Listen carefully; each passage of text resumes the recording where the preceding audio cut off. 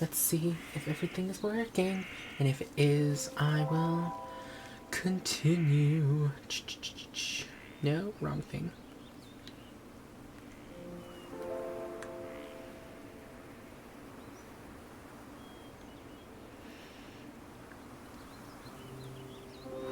Are you working correctly?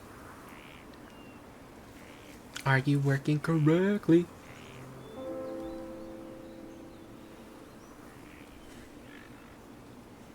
You are working correctly.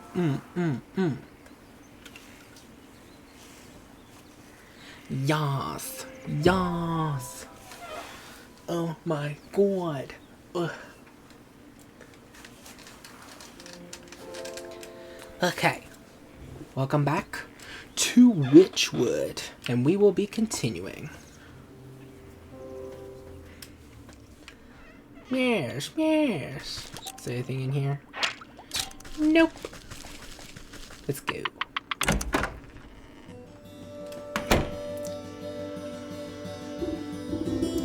Ah, good morning, my swamp lily. I trust you slept well? Like the dead. You stretch out your back, making a sound like snapping twigs. Well, no time to dilly-dally. I sense the next 4 souls on our list. You must travel east, out of the forest, and towards civilization. Ugh, I hate crowds. Well, it can't be helped. You must seek out these souls in the village, the market, the dock, and the graveyard. The graveyard might at least be a little reprieve from the chattering townsfolk. Alright, goat, I'll bring you your souls. You seem much more reasonable today. Have a change of heart, perchance? If these next 4 are anything like the last, they'll get what's coming to them. I'm glad we've reached an understanding. The cat, the rat, the fish, and the ram. Ooh. First, I want to collect my stuff. You can never have too many ingredients.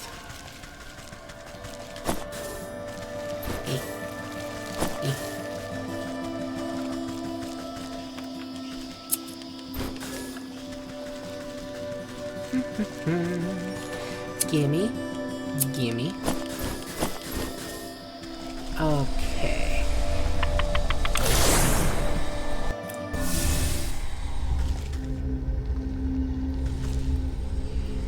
So I'm guessing we get there through the forest? Let me see. Ah, yes, to the village. Oi, oi, oi. Well, no dilly-dallying. Whoop. Hey, girl. Still looking for that bird. You're so silly. The bird you're looking for is on your head. What's wrong with you?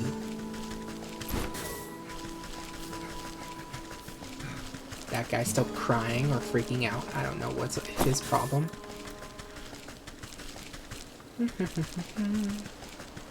Hey, I'm here to catch all of y'all.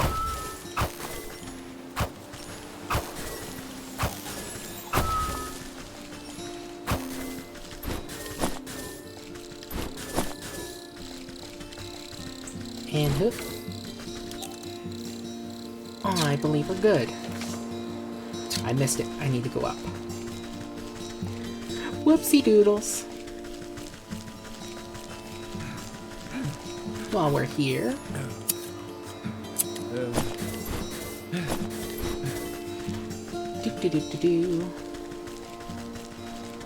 To the village. Aha.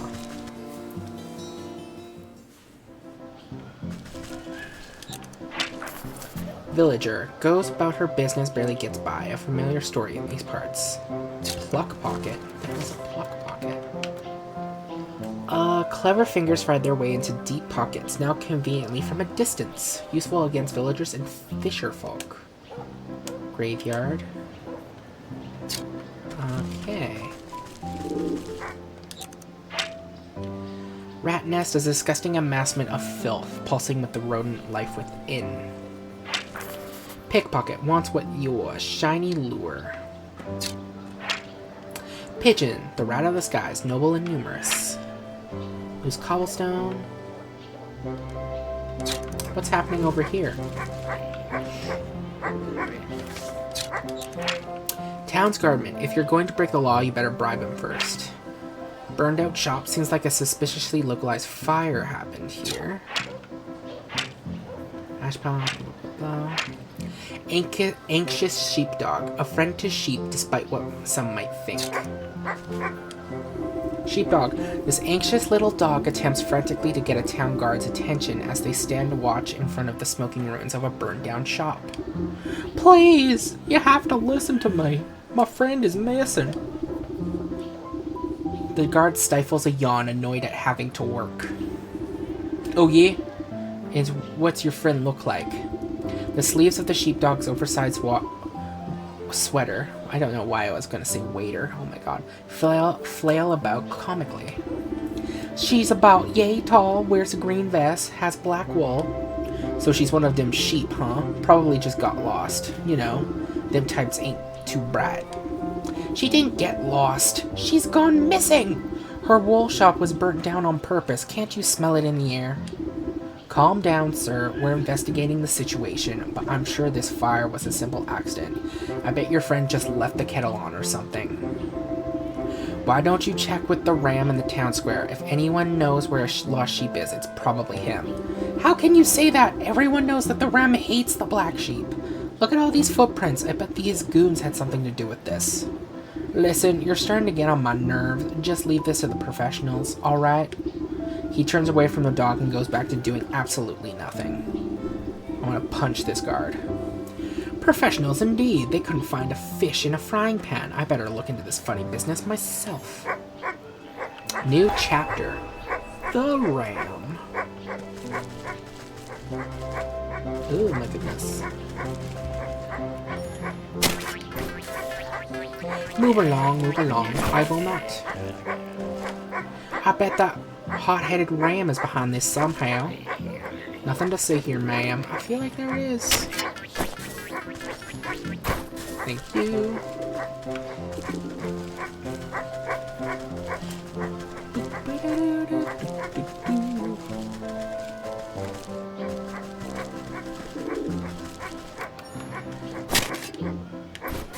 Ooh, cobblestone.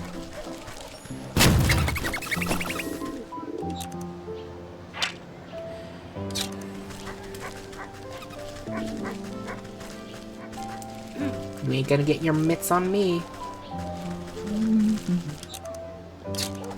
Oh, what the fuck? Who are you? Mimic. Nothing suspicious about this chest whatsoever. Skeleton key, huh? A skeleton key. When a skeleton applies itself, no lock can stand in its way. Useful against mimics.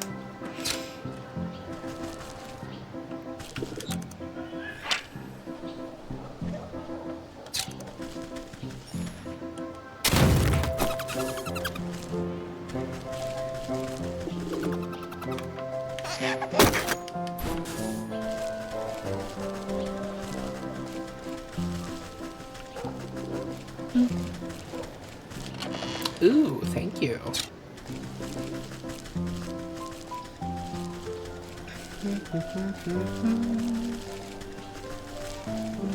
Oh my god.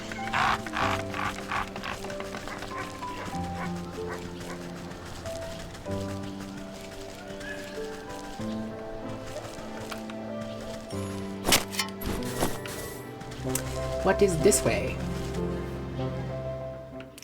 Oh. Okay.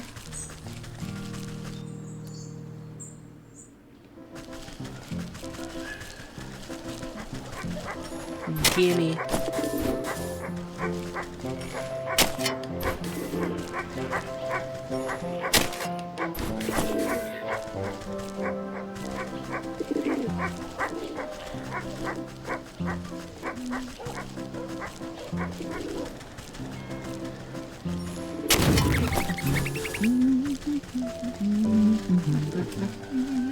I can hum too.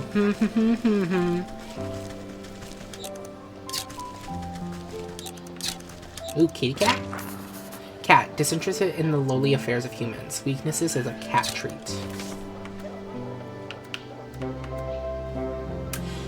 Unaesthetic, but invokes a ravenous desire in those of particular palate. Useful against cats. Ooh.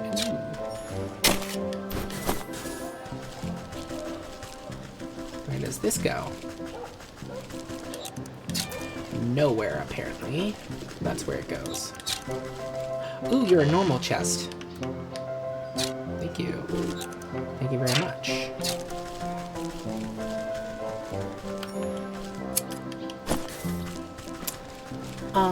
Let me see. Disregarded shanty. Unusually run down for this area, but the townsfolk pass by it without a second look. Disregarded shanty. At first glance, this looks like a neglected shack, long ago fallen into disrepair. But your canny gaze reveals its construction to be beyond the ravages of time, standing overlooked yet constant until properly disrupted.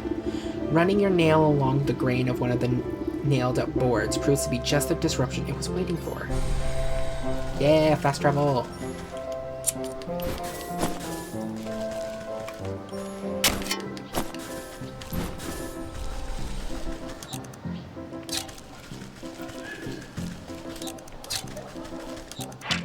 Stone gargoyle. Plunked down unceremoniously in this darkened corner and seemingly grumpy about it. I'd be grumpy too. The thirsty gargoyle. Undergoing renovation should be a week or two.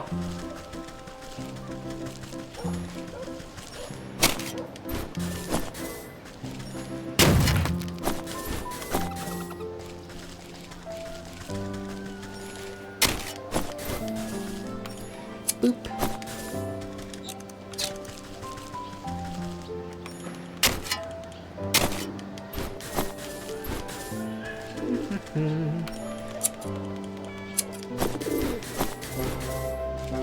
Boom, boom, boom, ba-da-da.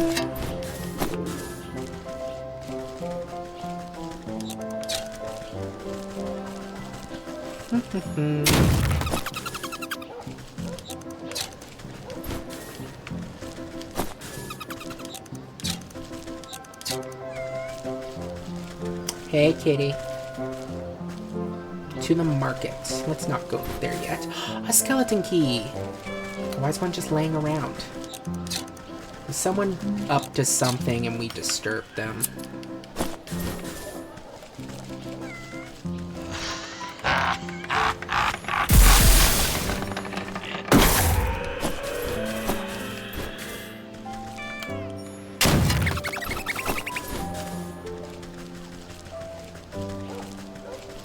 Doo-doo.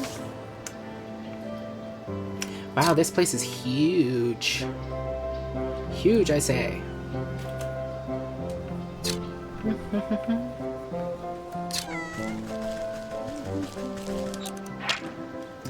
Mine's is business. Mine's if you do too.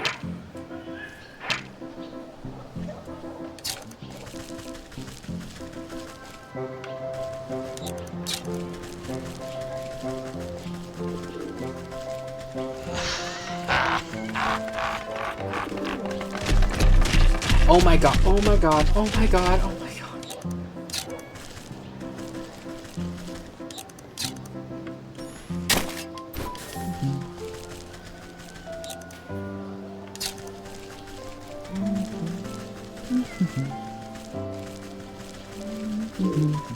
Do-do-do-do-do. To the docks. We do not want to go there yet.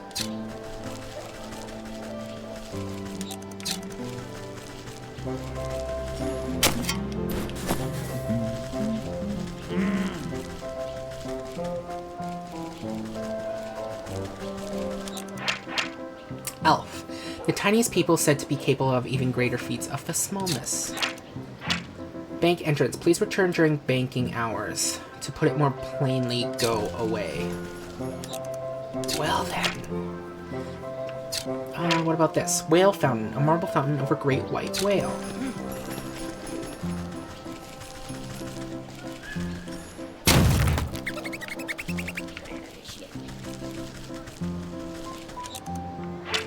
Town's guardman, if you're going to break the law, you better bribe him. First, a gallows. Quite tidy considering. Considering what? Do people get executed often?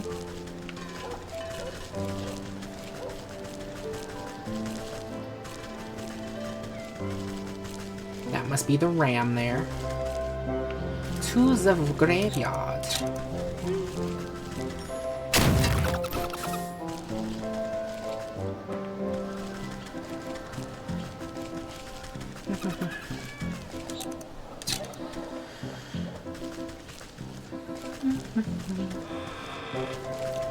Let's avoid the ram for now.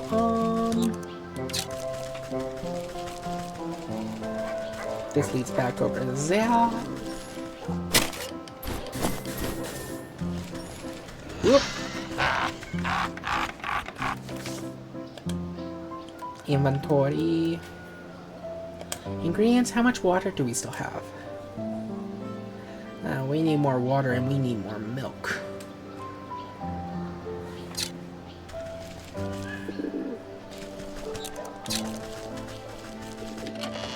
Ooh, thank you.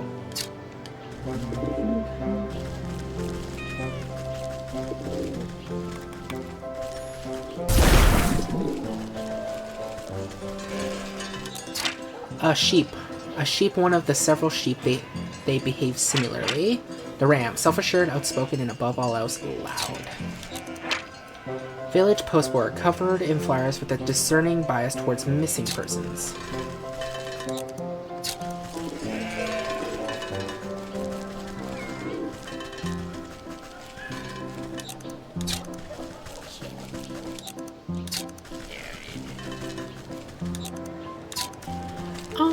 I think we've searched the entire area. Yes, we have. Hoi! Oi, oi, oi. Let's see what this ram is about.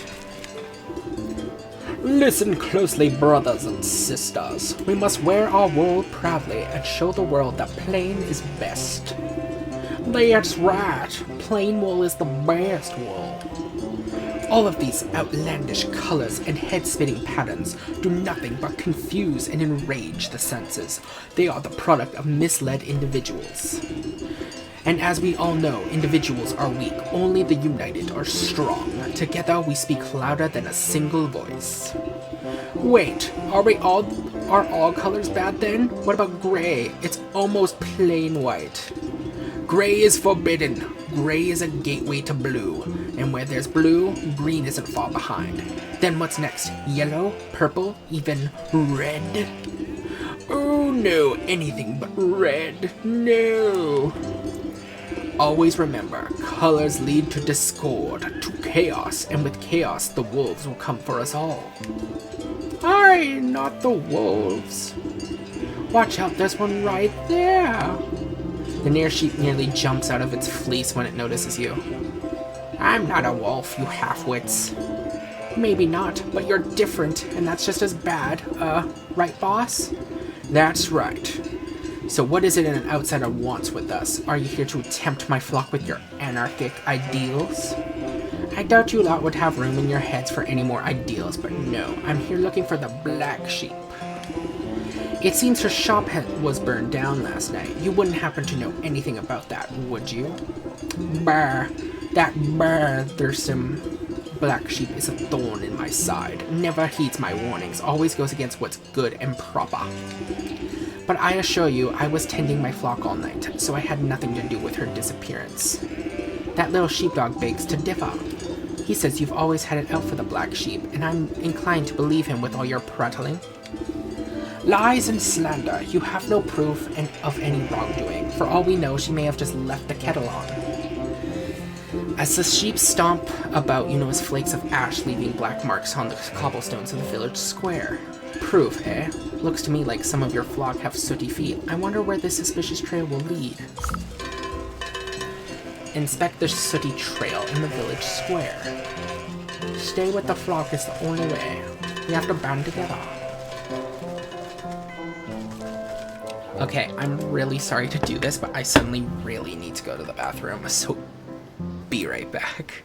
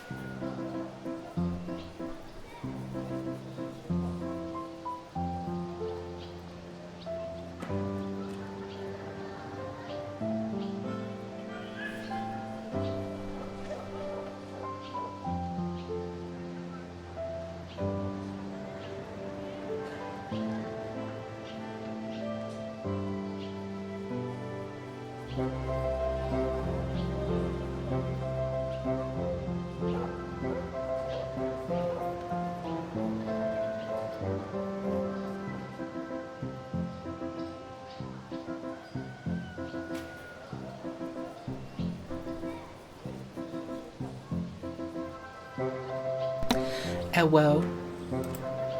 Boom ba-da-dum. Ugh, I am so sorry about that. Oh my goodness. It should be good now.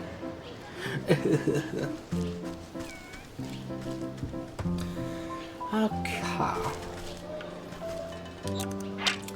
Ash leavings. It seems some mess wised up to the ash they were trailing and shook off the rest. Ooh. I was like, messed up? What? Reveal! He sprinkled the revealing powder over the cobblestone to reveal hidden footprints, still blackened by ash. It appears as though several individuals were dragging something away from the town square last night.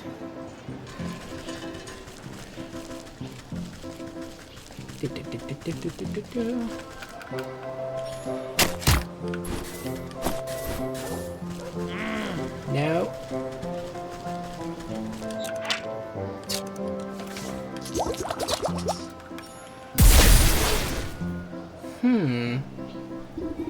Sooty trail. A struggle must have occurred here. You find the remnants of a torn burlap sack and some scattered fistfuls of wool. The footprints leading away look to be moving at great speed, like someone was being chased.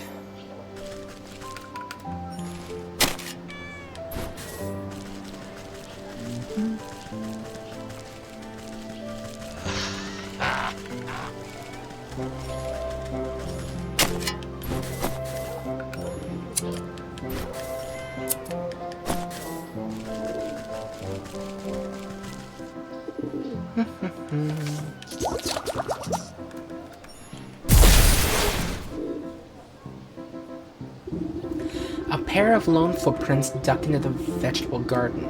You notice some more footprints searching in confused directions farther afield. The black sheep must have been trying to hide from her pursuers. Maybe she managed to throw them off her trail?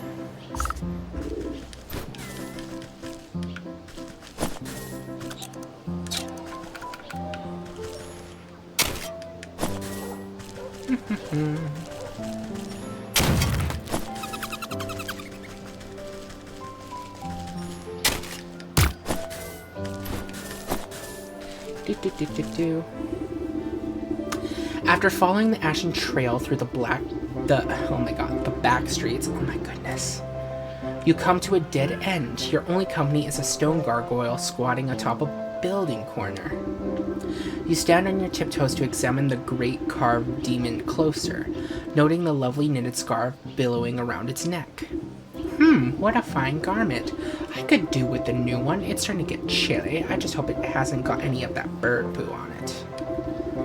As you reach up to unwrap the scarf, the gargoyle's eyes swivel in their sockets with a sound like two grinding millstones. Well, excuse me. I'm quite fond of this avian excrement, actually. It adds a touch of authenticity to the whole ensemble, don't you think? Oh, I beg your pardon. I didn't realize I was speaking to a watcher. Ha! A watcher? Why is it that no one ever comes to watch me? I'm handcrafted from the finest block of artisanal granite, so masterfully chiseled that I came to life. Nothing on this earth or beyond has a greater claim of beauty than I, and yet, day after day, I sit up here and no one gives me so much as a passing glance. Well, maybe if you cleaned up once in a while. Oh, hush. I don't need to take fashion tips from you. And besides, the only one looked up at me because of this fabulous scarf. Admit it. I was merely following this trail of sooty footprints. But now that you mention it, that scarf has a fine knit to it. You didn't happen to get it from the black sheep, did you? Why, where else would I have gotten something so swanky in this dreary little town? That black sheep is the only other person around here that appreciates good taste. Unlike that ghastly ram, always ringing that gaudy bell and his poo-pooing everyone else's fun. This world is alive and needs a good splash of color once in a while. You know where the black sheep is, then? Hold on, how do I know you aren't another agent of banality like the ram? Just look at that skirt, so last century. You'll have to prove you're an ally of the fashion scene before I say another word. Now, I've had my eyes on some new shoes for ages. Why don't you just snag a pair from the village? Surely no one will notice. Pah! Those clogs aren't fit for a horse. No, I've got my heart set on elf shoes. Delicate, dainty, exquisite, and absolutely to die for. Plus, I could do with a nice hat to go with my fetching scarf, and maybe some needle and thread to do some alterations. Well, what are you waiting for? The fashion scene moves too quickly to stand around idle. Ooh. Elf shoes, sewing kit, and gnome hat. Oh my goodness.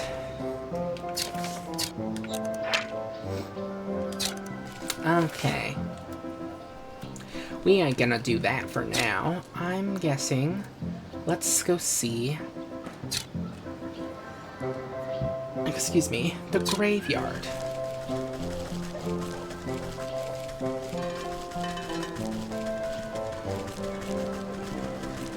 It is this way, right? Yes, it is.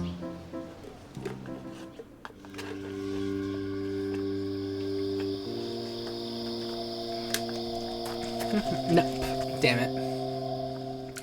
I want to go back.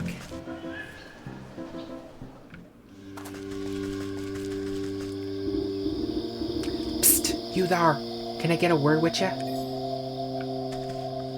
Psst, you there. Can I get a word with ya? Fine, damn it. Jesus. Sorry, ma'am, but I must warn you, the graveyard's not safe right now. If you got flowers, I can go lay them at the grave if you want. Blech. When I croak, nobody better bring me posies. What's the matter? Something's got the spirits of this place riled up in a real bad way. All restless and cranky they is. There's this horrible howling coming from the mansion up the road. A scream that'll chill the bumps right off of your goose. Every time I gather up my wits to go take a look-see, my needs turn to jelly as soon as I set foot on the path. Mark my words, that creepy old place is haunted by something more than just a sleepless spirit. Pah! Ghost stories are for children. When you get to be my age, it takes something special to put the fright in ya. Well, if you're so sure about that, could you go up there and tell me what you see? Maybe it was something to do with what's going on with these ghosts so agitated. New chapter. The Rat. The mansion's just up the road to the right. You can't miss it. Well, let's go check it out. Why not?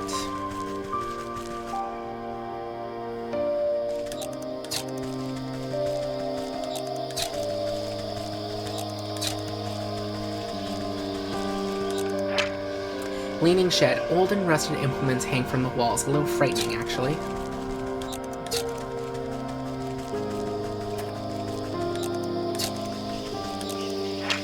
Strange well. Something weird about this water source.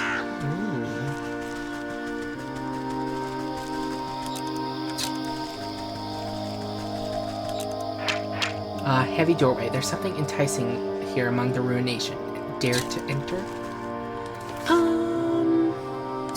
Inventory. Ingredients. Let's make a bunch of these.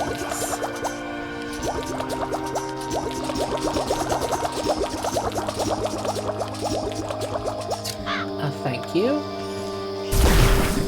Yeah, weird water.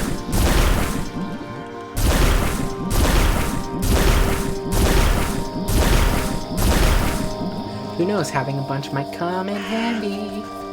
Okay, let's go.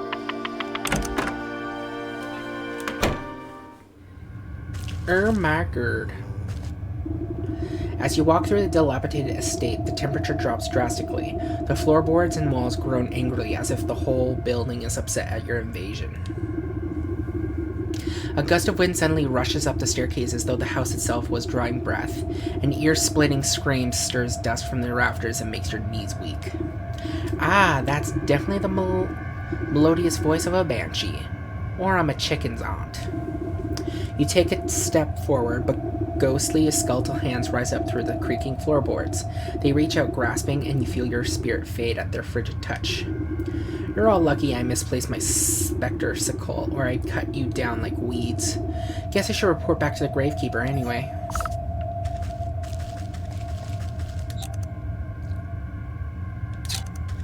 And I'm guessing we'll be back. Antlered ghost. Haunted now haunting. The creeping antlers seem to be an optical illusion.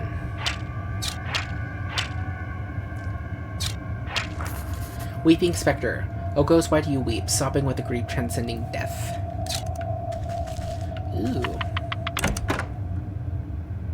We learned some new recipes. Let me see. Soothing rune. Arcane forms to calm the distressed and set up painful at ease. Useful against weeping specters. Exorcism chimes. Sweet release for both the possessor and the possessed. Useful against antlered ghosts. Okay.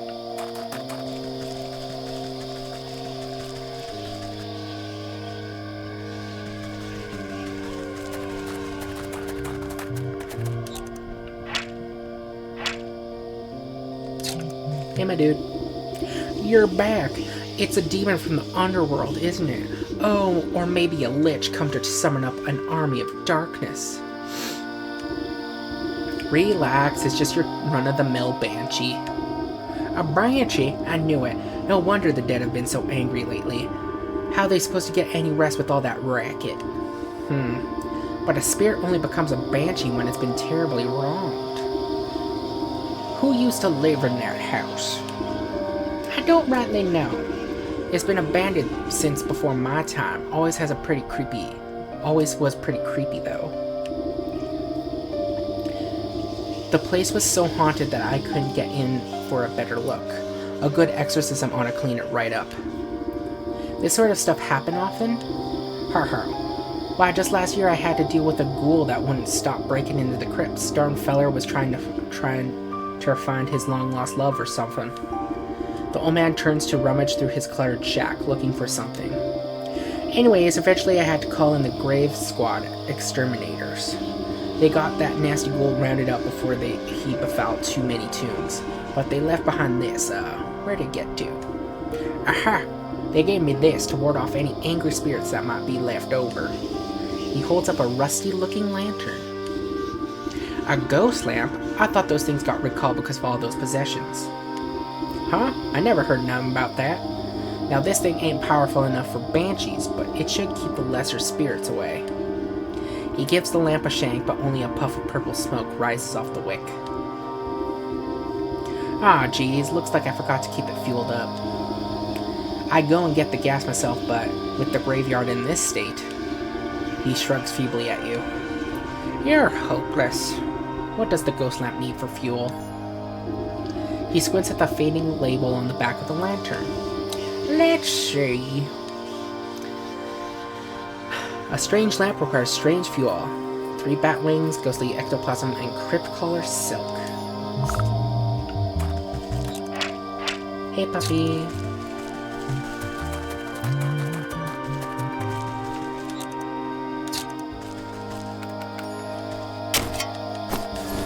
Ooh, a bone.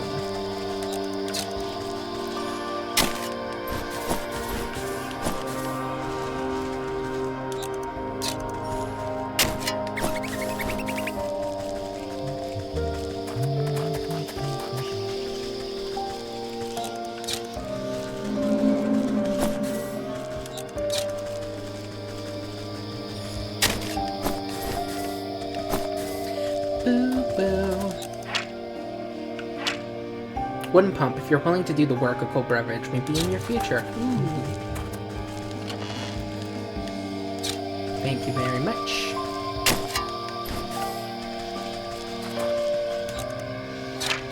Hanged ghost. Distinctly lacking the stillness care except dead. Can I talk to you?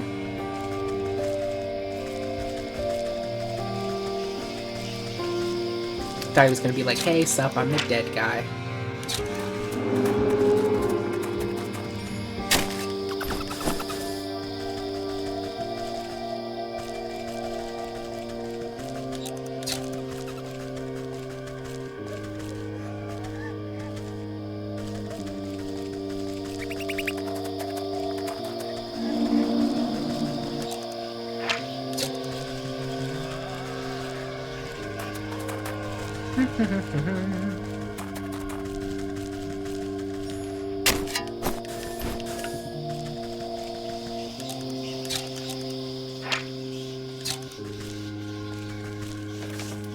Can I make spirit salts? Where are you? I know we have you. There it is. I need one of you.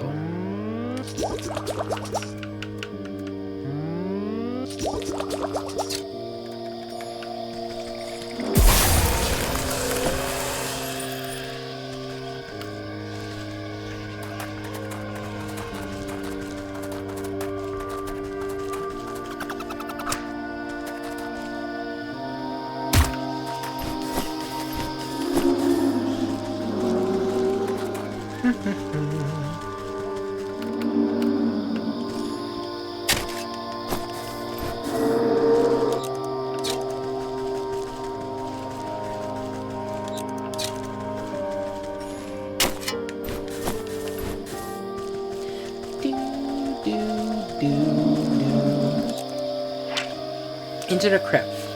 Few come here, fewer leave.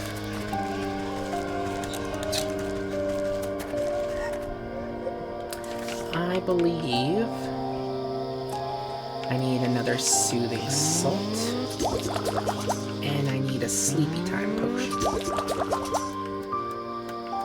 And that's what I'm deciding to call it from now on. The sleepy time potion.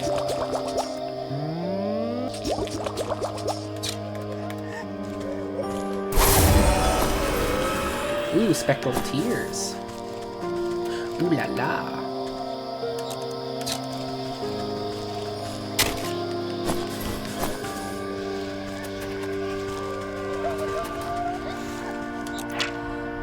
Macabre Shrine. It's an odd location for a shrine. In fact, it looks less substantial than it ought to be. Where one might expect a door to a mausoleum, here instead stands a shrine, adorned heavily with skulls, perhaps to deter closer inspection. But their arrangement does not serve the dead, nor their memory, instead being placed to mask a path beyond. Your knowing finger reduce it to dust with a tap. Yay!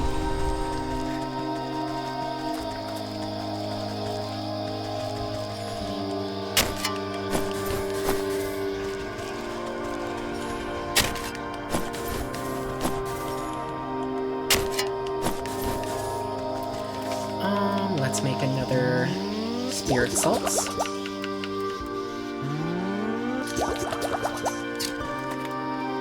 Hey, you too.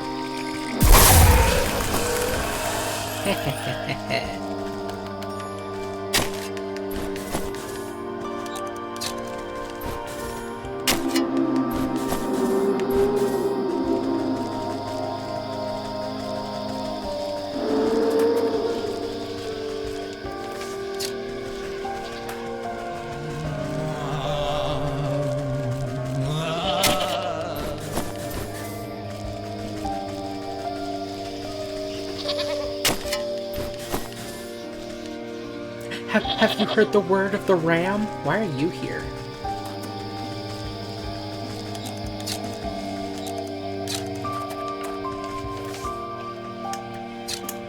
Okay.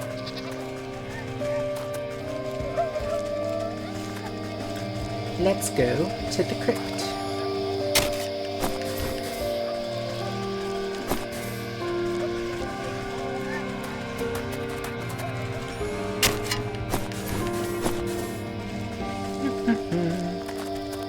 To the crypt.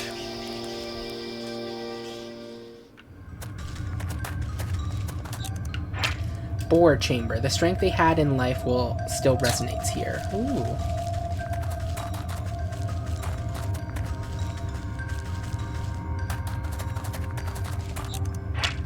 End cap. Chances are there's still a corpse here. Okay.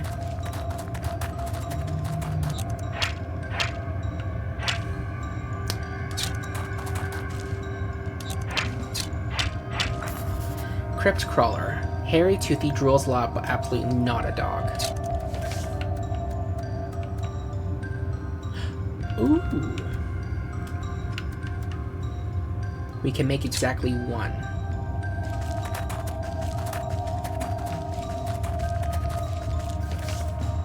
Might as well try it out.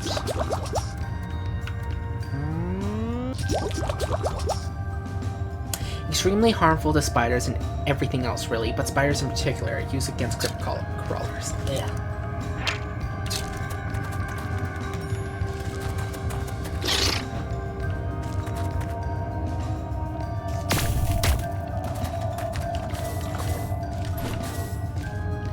Ooh. Ooh, ah, ee.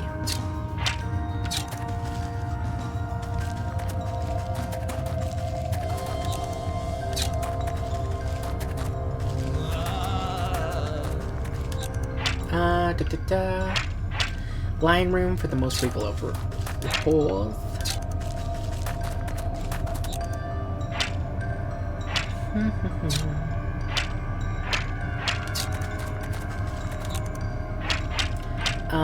Bowl chamber, solitary and steadfast.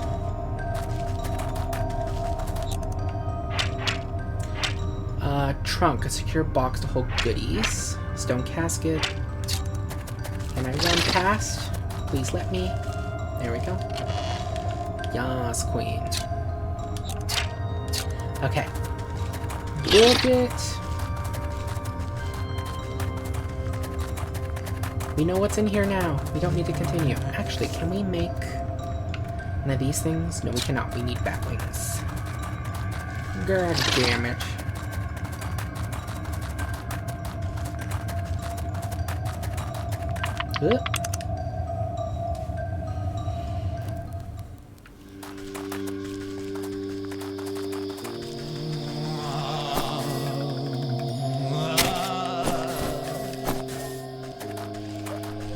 Let's go in here.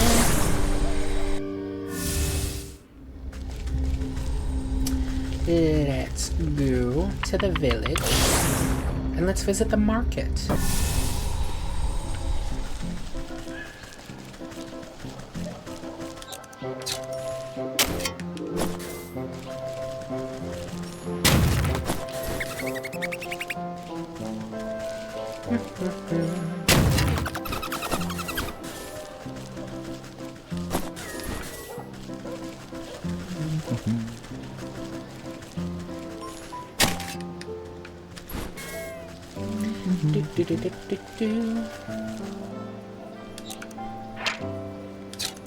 And we'll worry about you later.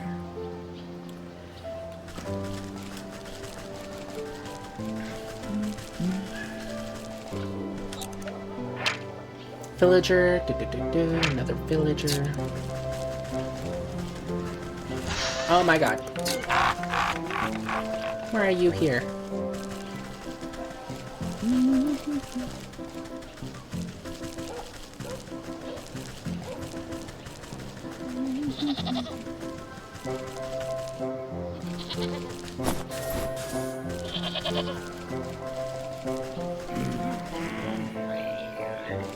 Where are they all fighting?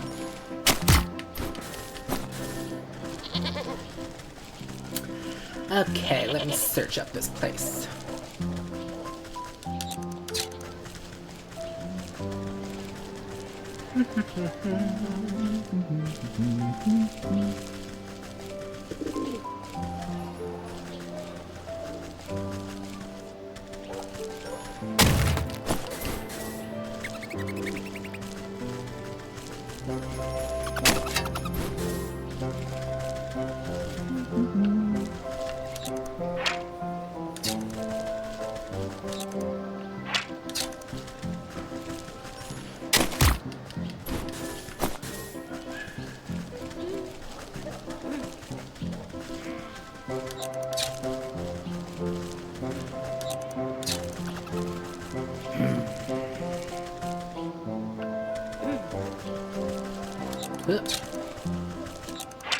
Merchant, a proud artisan who doesn't take kindly to thieves.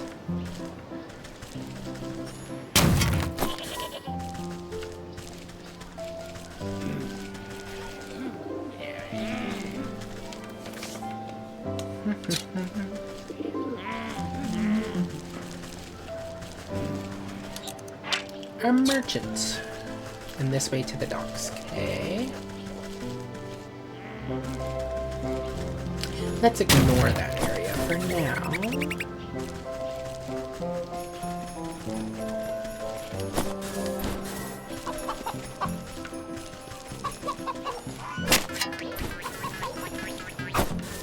Thank you.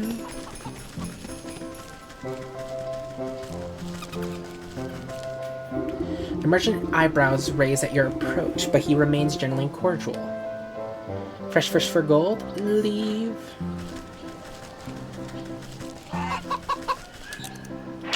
Golden egg, the coveted treasure of the most unpleasant waterfowl. Chicken, goose, perhaps the nastiest of birds. Agreed. Ooh, thank you.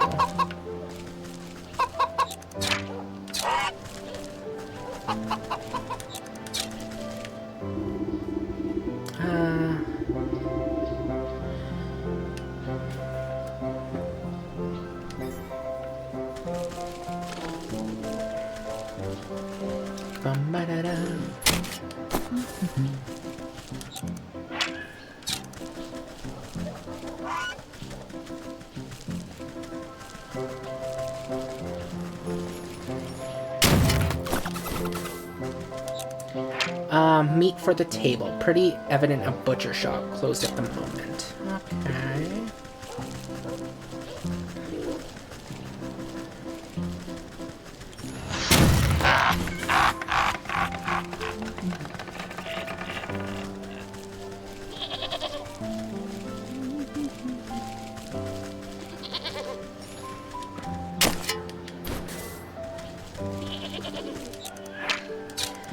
Probably just wants gold. Ram shows us a simpler way. Yeah, a simply boring way. Ugh.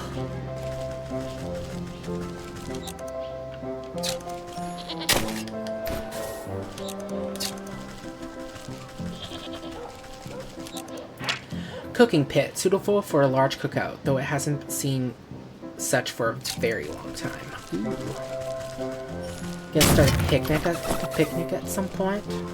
Honestly, don't remember.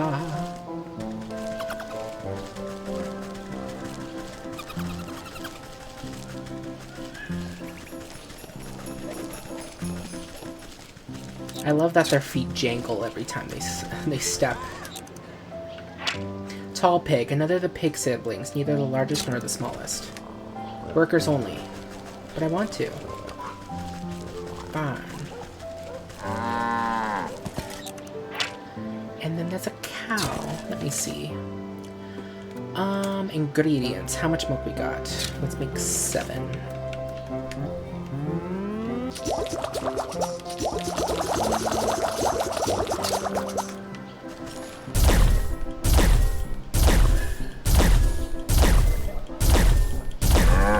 Thank you. Okay. I think I have searched everywhere except for the town square. Or the market, whatever it is. Sad unicorn. Hard to say whether this is more donkey or more unicorn, but whichever it is undeniably sad. Oh dear, they're fighting again. You elbow your way to the front of a crowd that has gathered to observe a three-way shouting match. A trio of merchants are yelling wildly at each other. You treacherous fiend! I know it was you that snuck into my shop and put mealworms in my bread. Worms? Do you think I have time to traipse about your silly little bakery? I have to make sure you stay out of my smithy.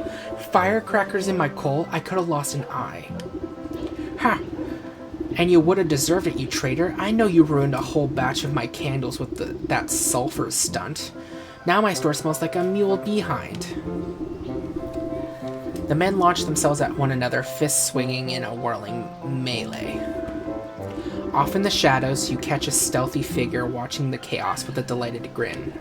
Yeah, dance, dance! How the idiots prance! With a flick of her tail, the feline disappears through the maze of market stalls. What's all this commotion about? A dull, monotonous voice drones out from across the square to reply. You don't even know the worst of it. New chapter.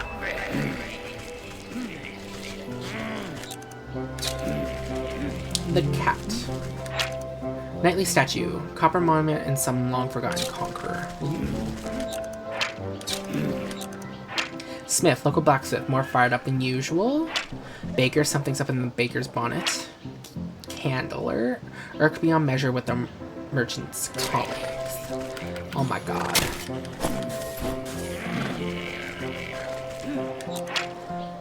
What does this say? Conveniently placed basket. Quite a set of offerings for the nameless hero. A great offering of produce sits before this effigy, but you glimpse a single telltale marker secreted into one of the baskets. A quick tug and the illusion is dispelled. Ooh. Ah. E.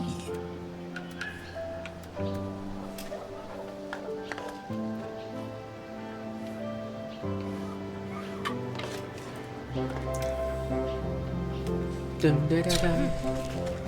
Okay, what you got? Sad unicorn. Hitched to a post, this tragic creature raises its tear-filled eyes at you. Despite its depressing appearance, you find yourself somehow feeling lighter. What on earth is a rainbow spirit doing in the midst of a market brawl? I thought your kind thrived on love and sunshine and all that kind of sappy drivel. Oh sure, normally this market's a wonderful place to be, but lately it's been nothing but misery and unrest. Just look around. All I see are 3 little brats puffing out their chests and barking like mutts. Surely a hot meal and a good night's rest will cool their heads. I'm afraid it goes deeper than that. You see, all sorts of awful things have been happening. Vandalism in the folks' gardens, trash in the well, wagon wheels tampered with, rumors spreading like wildfire about this or that, cheats and lies. Now, I'm usually the one who keeps the peace around here with my trusty magic horn, makes the truth flow and keeps folk honest. But with all the deception and treachery in the air, it's as limp as a noodle. My powers are useless. A droopy horn is no laughing matter. If you had a bit of a pick-me-up, do you suppose you could get this place under control? Sure as sugar. I just need to get some of my strength back. A good snack ought to perk you right up. Let's see what treats old Granny has in her pockets. Rainbow roll. Okay, how do I make that, though? Dough is easy. Glitter bomb. Oh, and just a pot.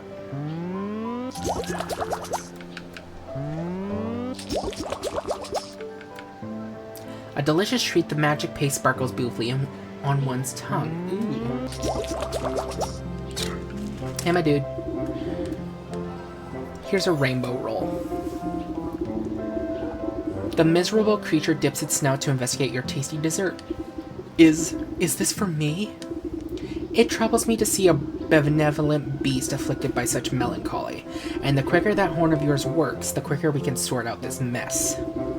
Throwing back its head, the unicorn swallows the odd confection without even chewing.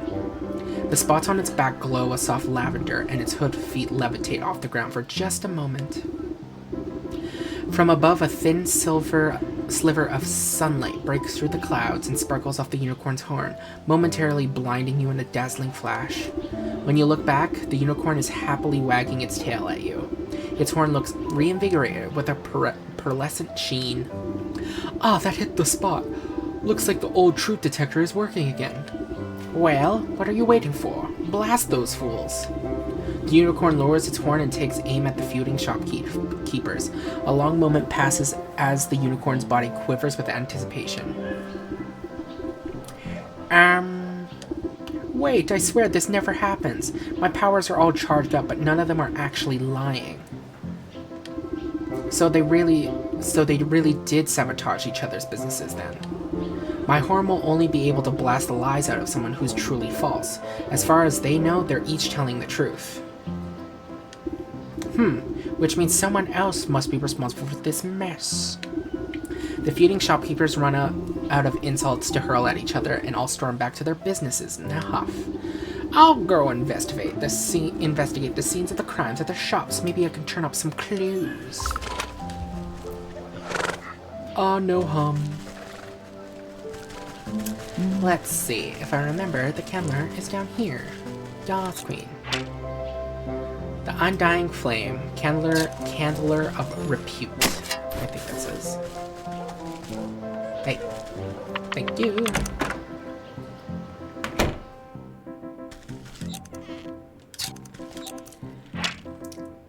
Open top barrel, decent for temporary storage, blah blah blah blah blah.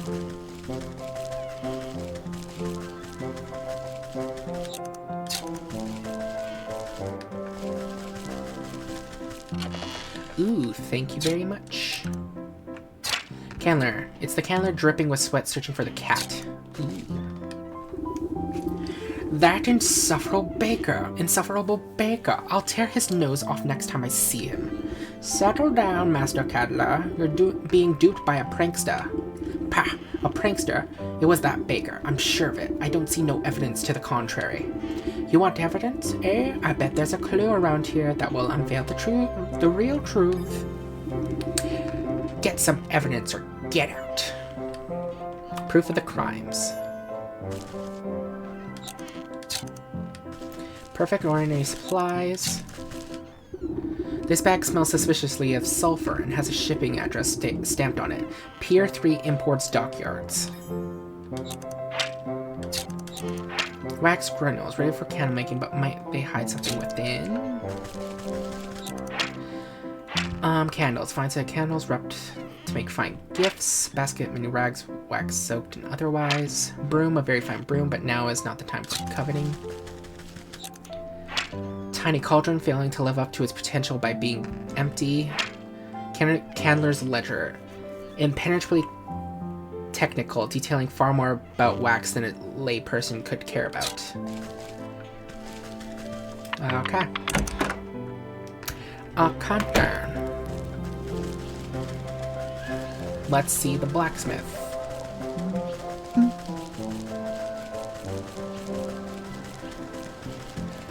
Why are there so many nails here?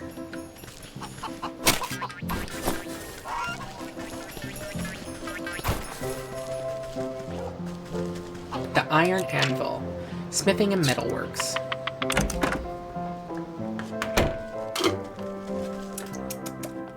Delicioso. I love my coffee.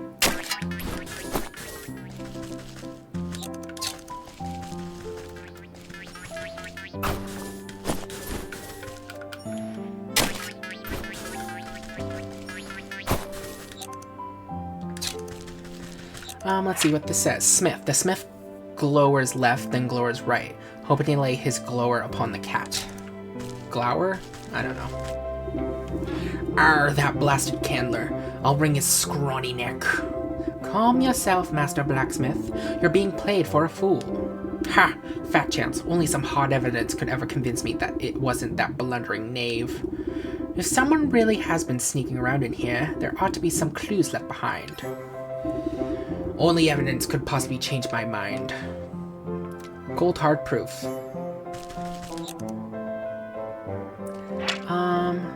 Just an untidy lot for pig iron. Just an empty bucket. Who knows what the sip might use it for. Sharp and tidy, not a thing out of place.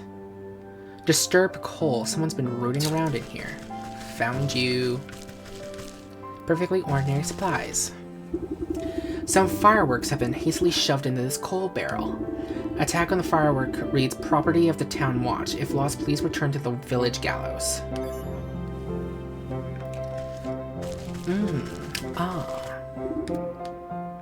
Leave.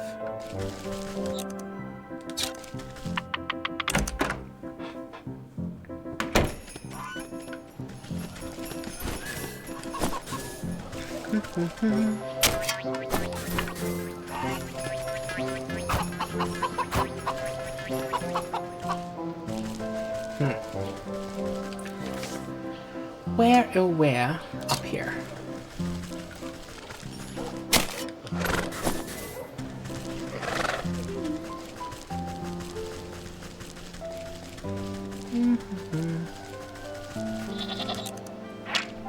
Bake it till you make it. The smell of this place carries well across the market. Ooh.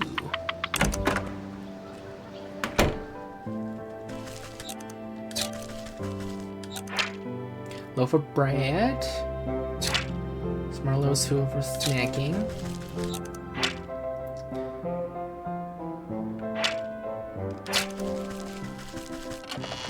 Ooh, yes, please.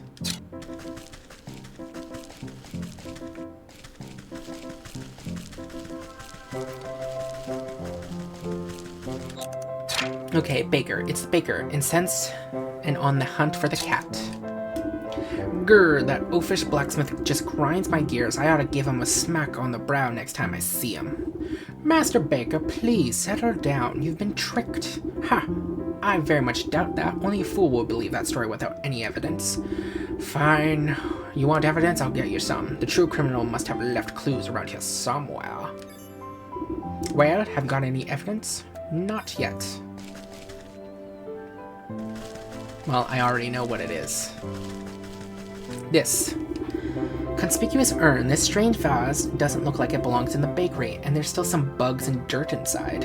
An inscription on the inside reads, Fairhold Grimes, 17XX, 17XX, hanged under the old grave tree for crimes he never committed.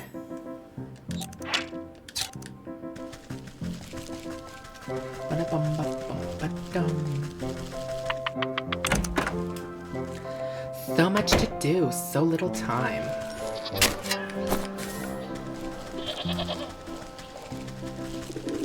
The ram shows a simpler way. Let us visit the dock first. Just so we can unlock the location. We can fast travel here wherever we want. Oh my god.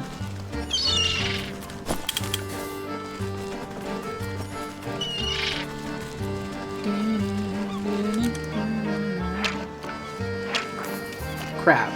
Each of his pinches is a statement. Here I am a crab.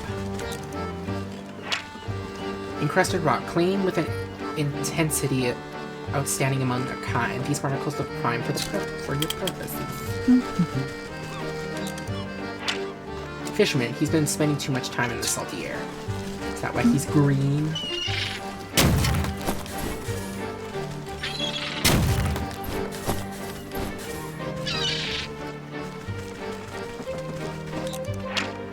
Lighthouse door, sealed up tight with the salt crust of ages.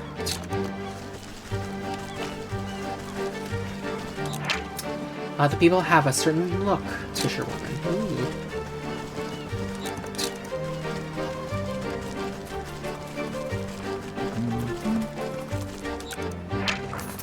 Fishing spot.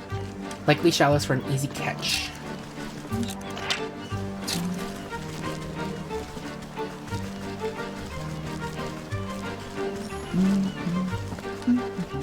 Pockets are ripe. They all look like fish. Is that what happens in this world? If you spend in that place for too long, you just suddenly turn into an animal?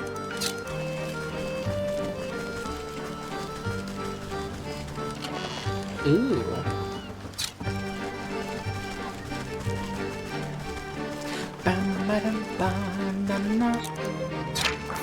Deep one. Not quite a fish, not quite a man. Something from the depths.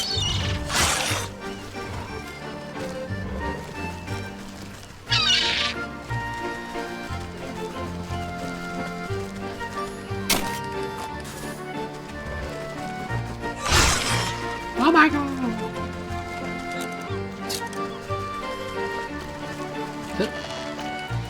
Thank you.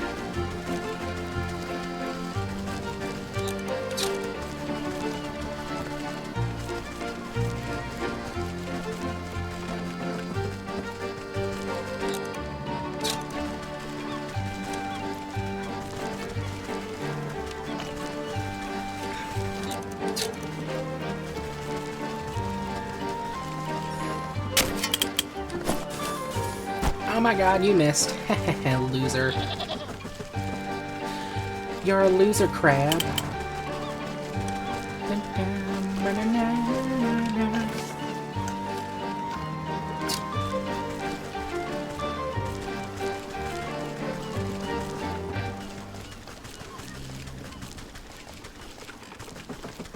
Let me see. Peculiar growth. Unusually large and unusually spongy. Suspicious. Barnacle-crusted boulders. To so many passers-by, this seems yet another collection of crusty barnacles, clinging to the surface of stone until the tide next surges. But you can spot the inconsistencies, the irregularities, within the scattered arrangement. And with a single exacting touch, the illusion falls away. Yes!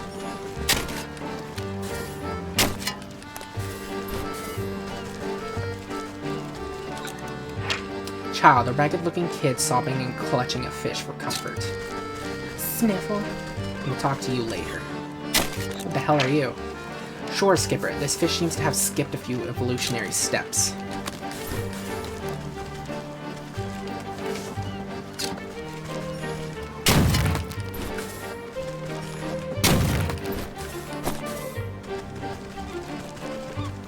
Lagoon dinghy? Yeah, no. We'll not head there yet.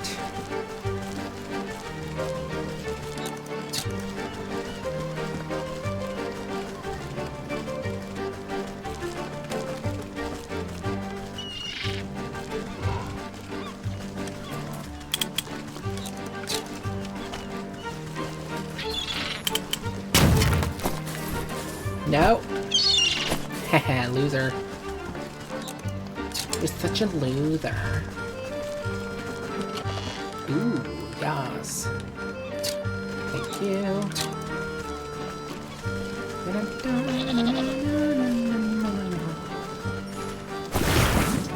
Oh. Ooh.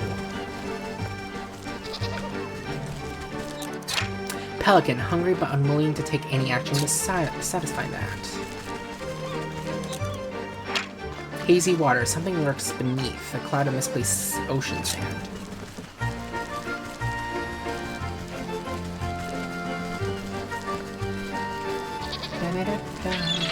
Join the flock, follow the ram. No, thank you.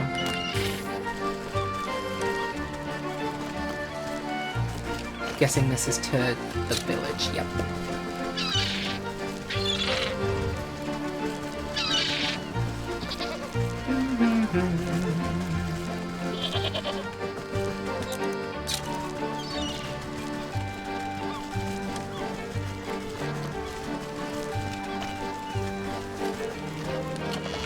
Yes, yes, yes.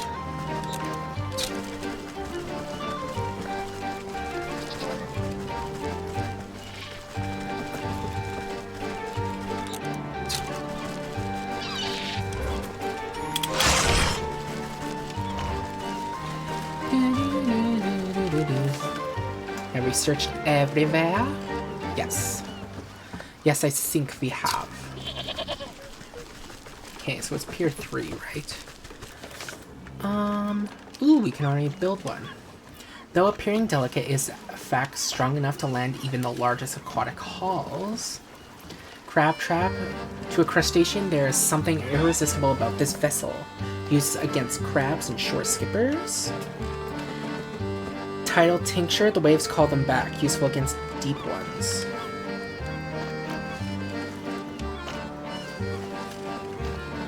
Any others we haven't read yet?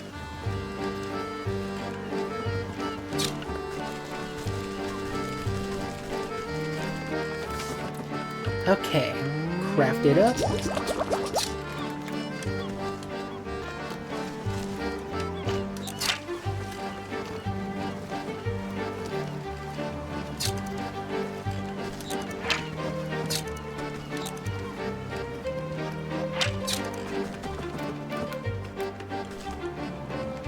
Do I need unveiling powder?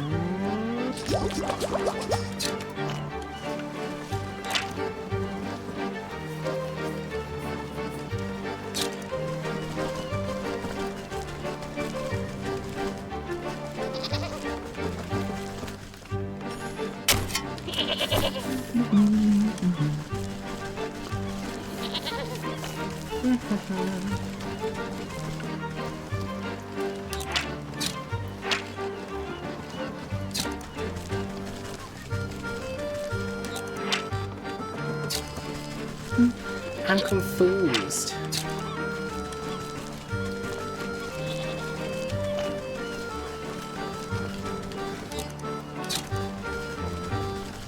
Do you have anything for me?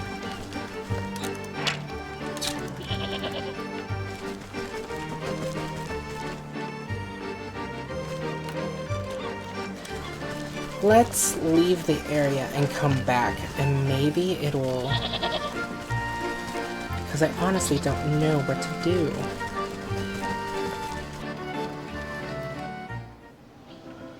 Let's head back. Do do do do do.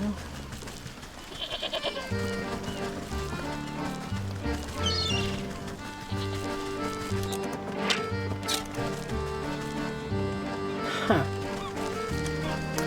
Well then,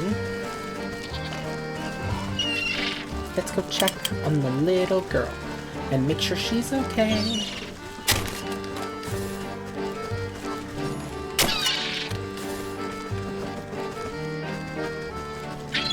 Oh, we can just pass her by. Rough sailor, he's been around clearly and likely will be for years to come. I'm busy, buzzer. Okay. Excuse me, can you spare any seashells? I tried along the beach, but everyone else always gets to them before I can. She points along the shoreline where you see scores of fishermen digging in the sand. Every so often, one of them discovers a seashell and rejoices as if it were a gold nugget. Seashells? What's the big deal with seashells? The little girl looks down the docks to a particularly large ship at anchor. See that big boat over there? My dad's the captain. He was supposed to come ashore and tell me all about his adventures on the high seas like he always does, but he hasn't come out since they docked. So I tried to go and see him, but there's a grouchy sailor who says I can't go inside the boat unless I got seashells. So I tried to find some, but now everyone else is trying to find them too. There's not enough left for me.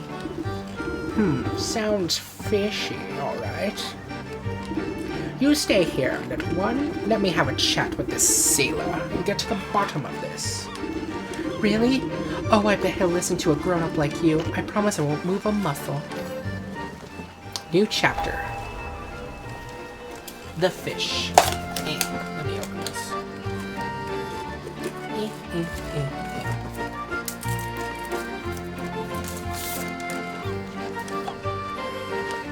I can't find any shells. The fisherfolk already took them all.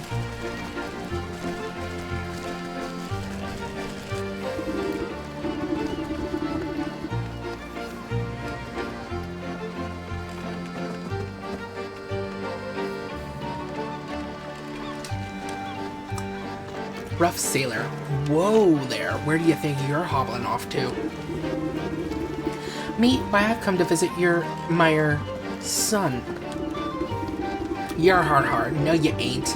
The only family anyone on this tub has is the sea herself. And no one gets aboard unless they pay the toll in seashells first.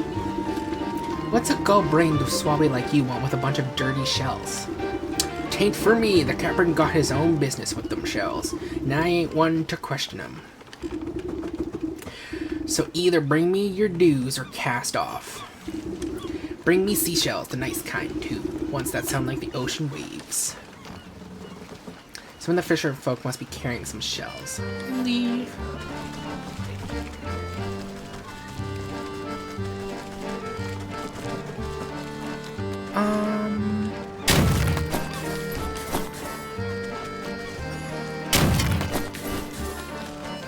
Let me see if...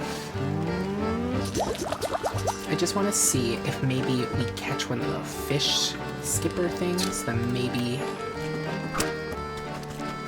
something happens. I don't know. No, we just get skipper scales.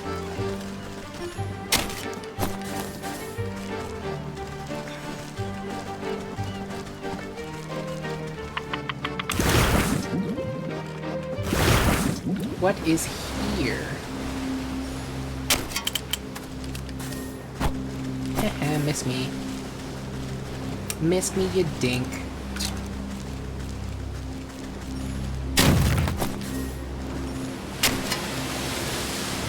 Let me see.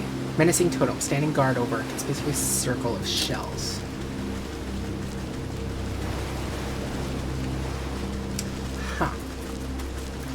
Well, let's go back.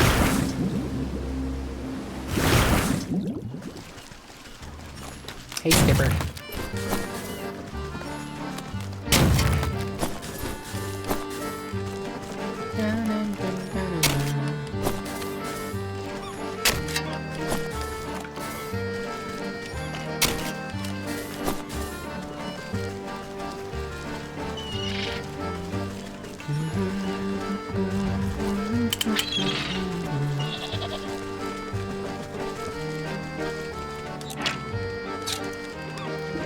Ah, I just need to click on it. Deepwater. This is the shipping address for the sulfur crates, but you don't find anything incriminating. You do, however, stop something wedged between the watery piles on the pier. Something must have gotten knocked off the docks, or was purposely disposed of. Let's reel it up and take a look-see. There we go.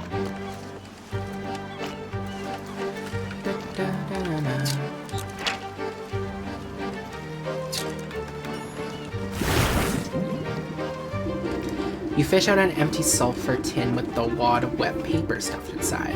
Though the ink is runny, you can still make out the looping handwriting. Cat. Another brilliant strategy by the world's most brilliant strategist. That's me, the cat. If you're reading this, then be sure to write my name down in the history books. This sulfur smells so rotten, it will put those candlesticks the candler makes right in the trash. He'll think the baker did it when I dust the shop with flour. Well then, this is the proof the candler is looking for. The cat's confession. Take it.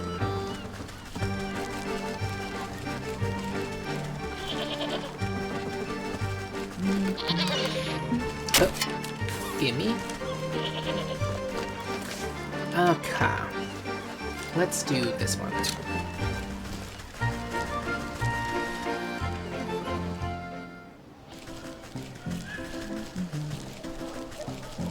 I need a shiny lure. Thank you. Hey, you. Go for this.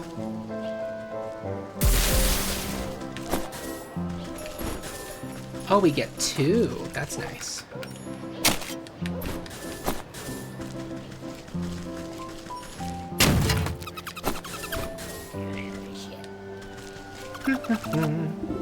You peer through the slatted planks on the town gallows. It doesn't look like it's seen much use recently. The space underneath it is stuffed with evidence storage and parade decorations, including a box of dusty fireworks. An errant note catches your eye, but you can't quite fit your hand through the wooden planks. Drat, I'll need something thin and grabby. Quick, tidy, considerably. Or quite tidy. Oh my god. I can't read.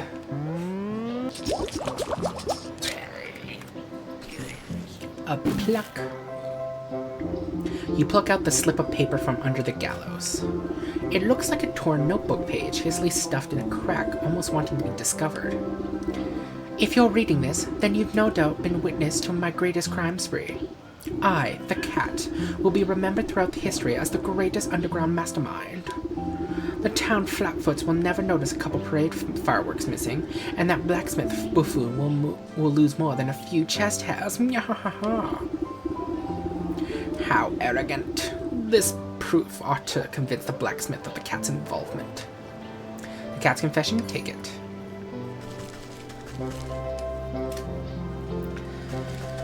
Okay.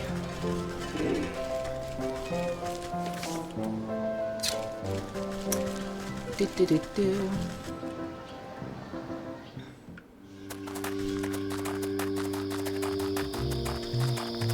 Hey, yo, hanging dude. What's up? Hanged ghost, the crooked fellow peers down at you, as if you're someone else coming to make fun of his eternal predicament. You spot a piece of paper floating inside his translucent body. What do you got here? What do you got there? Don't suppose I can convince you to cough up that paper, can I?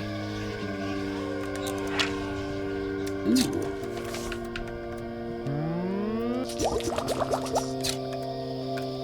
Answers. You sprinkle the exorcising salts onto the ghost. He sputters and sneezes up the paper suspended inside his head before going back to swing as if nothing had happened. Looks like a page of someone's diary. My best plan yet. These grave bugs will make the baker's bun taste like embalmed... eclairs? Yeah, eclairs. Oh my god. I'll just dump the dirt out of this stupid urn and carry them. This should be proof enough to convince the baker who the real culprit was. The cat's confession. Take it.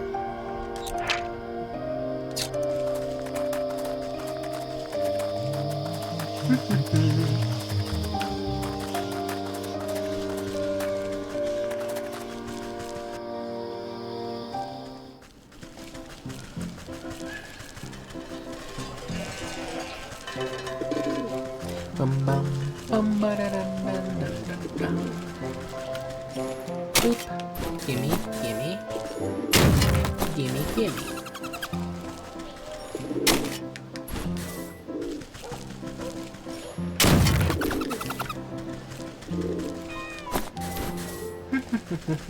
Hey, kitty. To the market.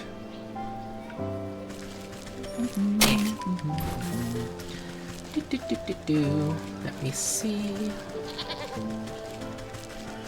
Hey, my dude. We got the proof. Well, have you got any evidence yet? Proof of the crimes. Cat confession. The baker's brow arches in anger as he reads the cat's confession. That unrefined little urchin. How dare she tamper with my buns like that? You'll forgive the blacksmith then? Huh? Well, sure. Doesn't look like he was involved in this at all. Splendid. If you three can get along long enough, we can bring the real culprit to justice. Just let me at that furry fiend. Oh, we will. We will.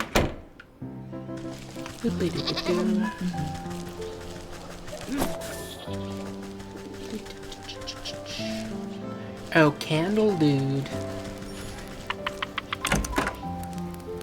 By the way, Candle Dude, calling your shop the Undying Flame is a little, on the nose, I feel like.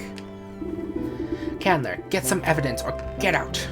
Proof of the crimes. Cat's confession. The Candler's cheeks flush a bright red, stomping and shouting at the cat's confession. Why, that yowling pest. That's my whole livelihood she's meddling with. You agree the baker's innocent, then? Him? Pah! Looks like he didn't have a hand in this horrible crime. Though his bread's still stale, if you ask me. As long as you three put a stop to this ruckus, maybe we can put an end to this grudge, after all. I'll keep my eyes peeled for that darned cat. She won't show her nose around here again. That's for sure. Cat's gotta be around here somewhere. Boom.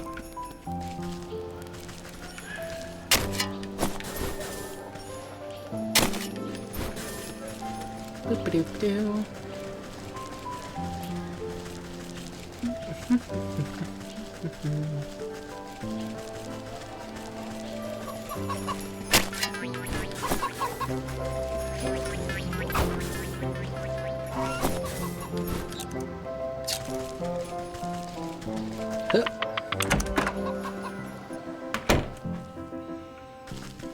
Just a second, my dude.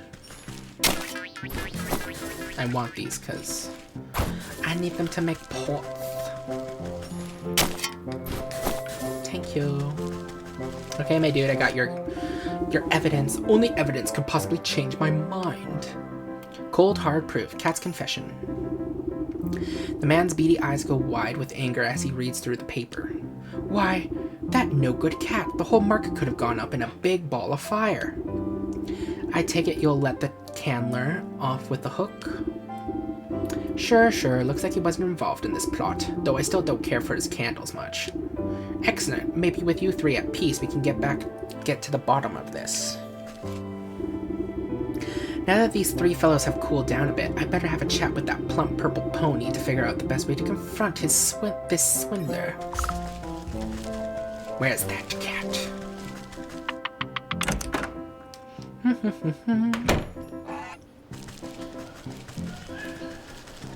Hey, you. Oh, joy, you're back. Did you find anything in those shops? It would appear our market is plagued by the mastermind schemes of the cat. Well, maybe not so mastermind. She did leave behind a bunch of clues for me to find. As though summoned, a furry-shaped summer assaults onto a nearby rooftop with a flourish. I see you're a fan of my genius accomplishments. Well, you're in luck. Soon I'll have this whole village at my mercy. Quickly, your magic horn. The unicorn shuffles its stumpy legs to get a better shot at the monologuing feline. With a flick of her tail, the cat disappears, leaving only her voice cackling in the air. You'll have to be faster than that, Slowpokes. Oh no, I'm sorry. I'm not very maneuverable in high-pressure situations. Ah, don't fret. We'll just have to make sure she stands still next time. I should be able to concoct a tantalizing kitty treat strong enough to keep her attention.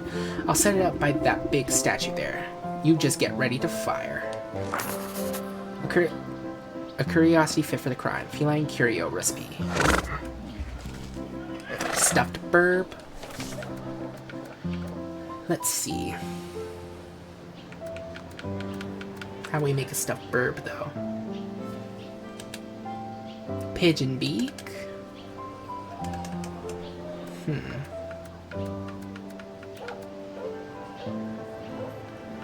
We can already make this. So let's do that. We also need spice. And everything nice. Now we just need this.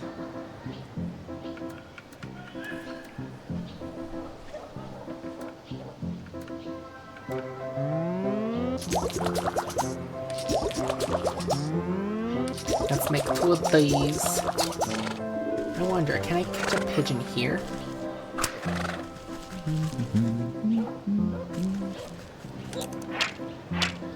Hell yeah, we can.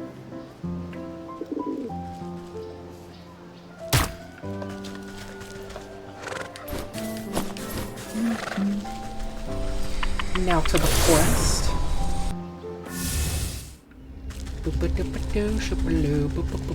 Wrong way. To the forest immediately gets lost.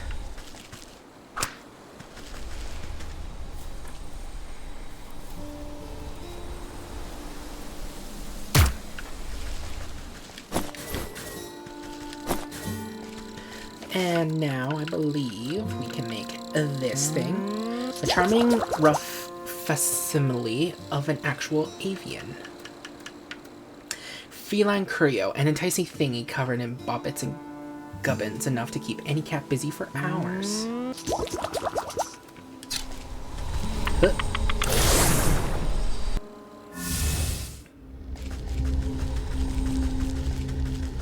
To the market!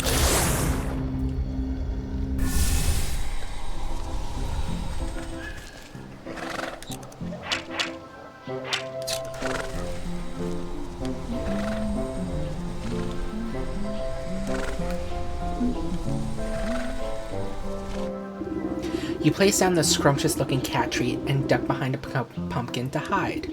Within moments, you hear the telltale laughter of the cat over the market stalls. Nyahaha, that's the best you can do? What do you take me for, a basic alley cat? You'll need more than a lump of garbage to catch me. Despite her lofty words, you see her eyes go wide and her tail flick as the scent of fish and catnip reaches her nose. Why, I'm the most sophisticated criminal underlord this world has ever... Say, what is that, tuna? You give the signal to the unicorn, but see that the beast is still facing entirely the wrong direction. Ugh, must I do everything around here? Hey, you. You slap the unicorn on its haunches, jolting it out of a daydream.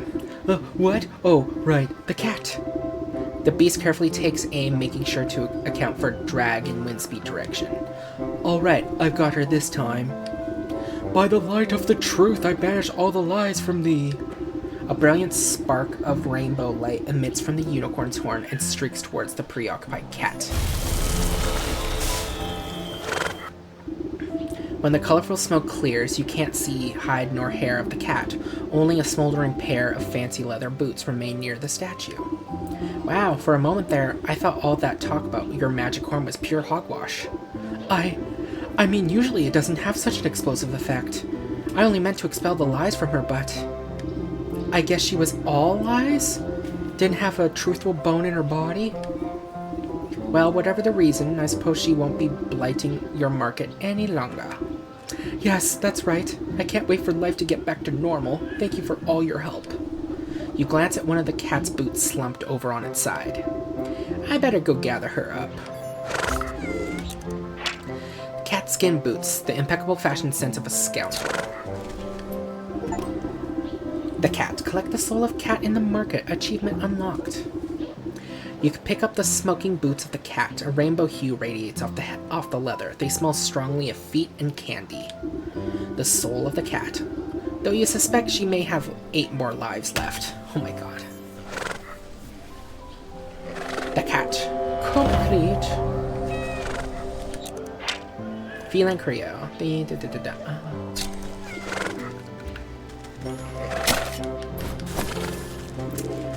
Okay. Which one to do next?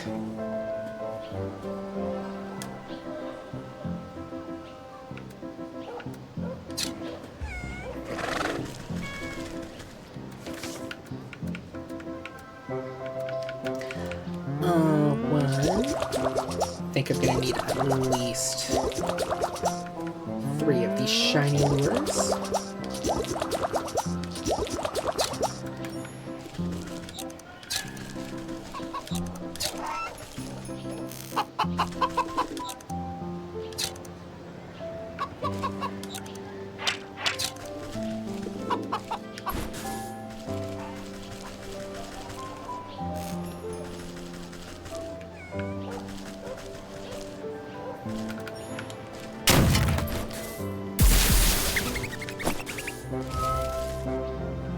Ooh, elf shoes. I feel kind of bad. These elves have done nothing to me. I'm stealing their footwear.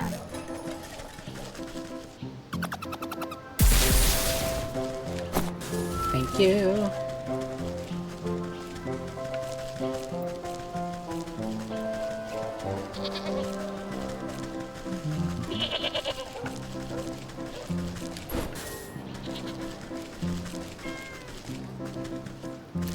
There you are.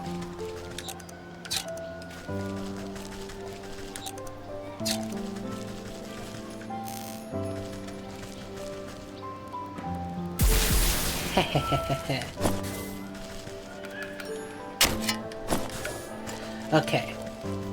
Let's go see the gnomes.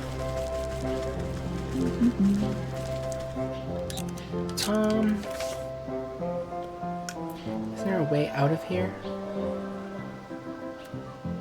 Oh, okay. Oh well, I guess we'll just teleport there.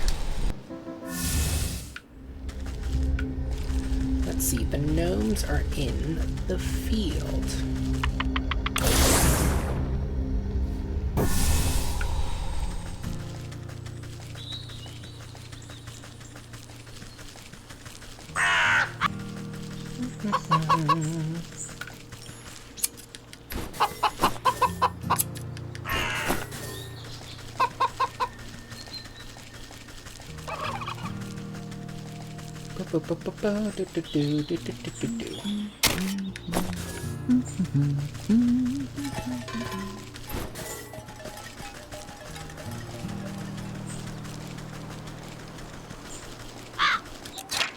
Gnome, a natural tinkerer. Puzzle box. Ooh, we can make one now. Little more than a mechanized toy, but apt to fascinate those with a tinkering mind. Useful against gnomes. Hey, Gnomeo.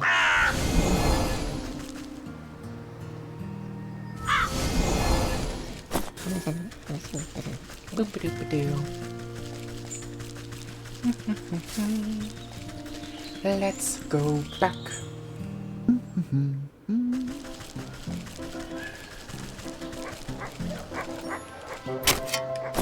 Poor puppy's still freaking out.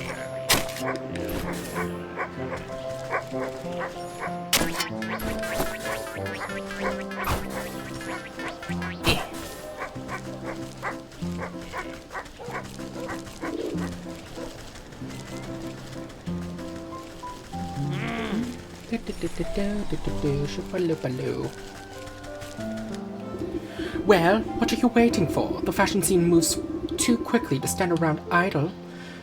You look over your preparations. Elf shoes. You set the tiny footwear aside. Well, what are you waiting for? Sewing kit. You tuck the sewing kit in a safe nook nearby. And gnome hat. You set the little gnome hat nearby. As you present the handful of tiny clothing, the gargoyle lets out a grinding screech. Eee! What? What's wrong? These are simply magnificent. Urgh. The excited statue seems thrilled about the elf shoes in particular. You nearly gave me a heart attack, and I don't see what's so great about those things. They're barely the size of thimbles. Ignoring you, the gargoyle sleeps the minuscule shoes onto its wiggling toes. Oh, but aren't they just lovely? And they match my scarf. Well, I think you look ridiculous. Now tell me where the black sheep is, or I'll turn you into gravel next. No need to wrinkle up your rags. I carried her out to a secret grove in the woods to hide from the ram. Even managed to save some of her sock as well. Since you've shown yourself to be no friend to the ram, I guess I could fly you out there too. The gargoyle flexes the heavy stone wings on its back. The stocky statue doesn't seem capable of flight, but you've seen stranger things. Let's go! Back to the village. Out the way you came in, clutched by shoe-clad toes. The black sheep, channeling jitters into an incredibly speed of knitting. Spinning wheel, turning wood into yarn may not be actual magic, but sometimes it seems like it could be. Black sheep. Ah! Stay away. Stay back, I mean. The ram sent you to finish me off, didn't he? Oh, crackers, and you can trust that gargoyle to keep a secret? Calm down. I didn't come to fleece you. In fact, I came to see why that miserable tyrant tried to run you out of town. You glance around at the rescued rolls of patterned fabrics and balls of colored yarn. All because of this lovely textile work. I never meant to cause trouble. I just wanted to make beautiful clothing, but the ram saw my work as some affront to his great vision. He wants all us sheep to dress the same, think the same, be the same, but I don't understand. Why can't we be different? The loudest voice is seldom the wisest. True. True. You go, girl. Tears well up in the sheep's wide-set eyes. They burned down my wool shop and tried to kidnap me. I only barely got away.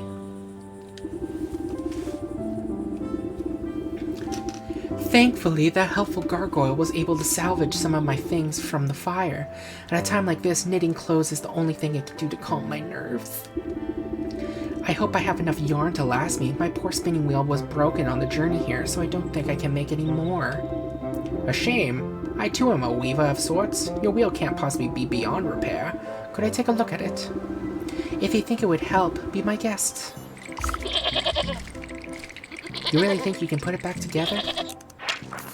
Spinning wheel. Oh my god. Bless me.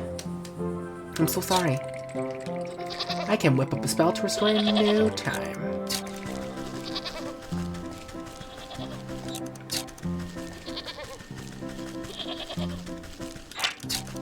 Ooh, what's in here? I'll take all that.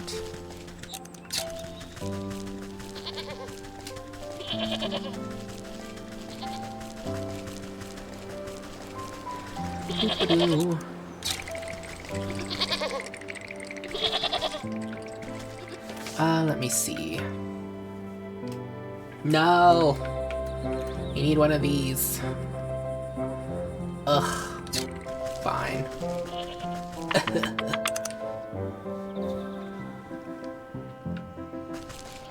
I guess we can... No, we need to head to the swamp first. God damn it. Ay. Ay, ay, ay. To the swamp.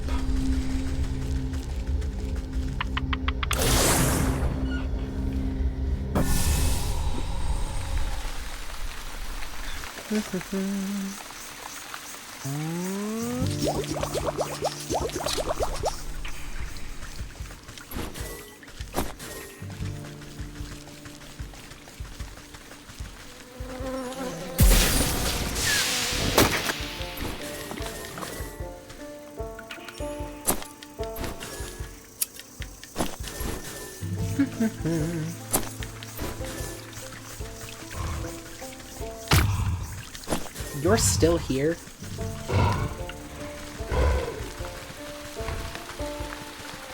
Hey you, come over here.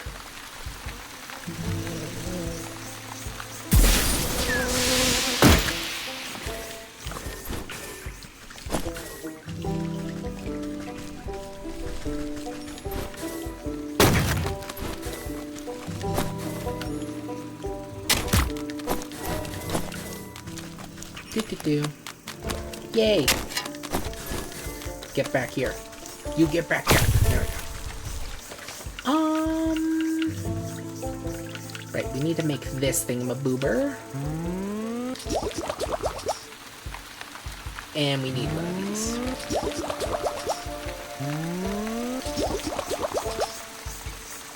Let's see. We can make that now.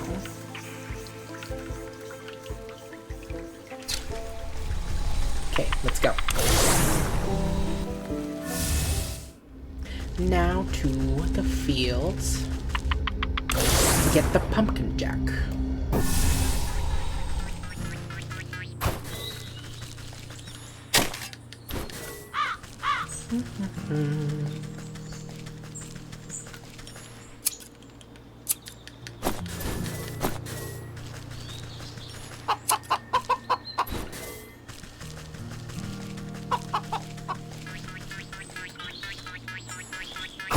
Thank you.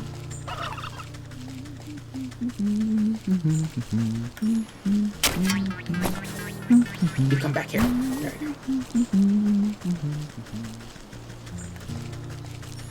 Hey, you.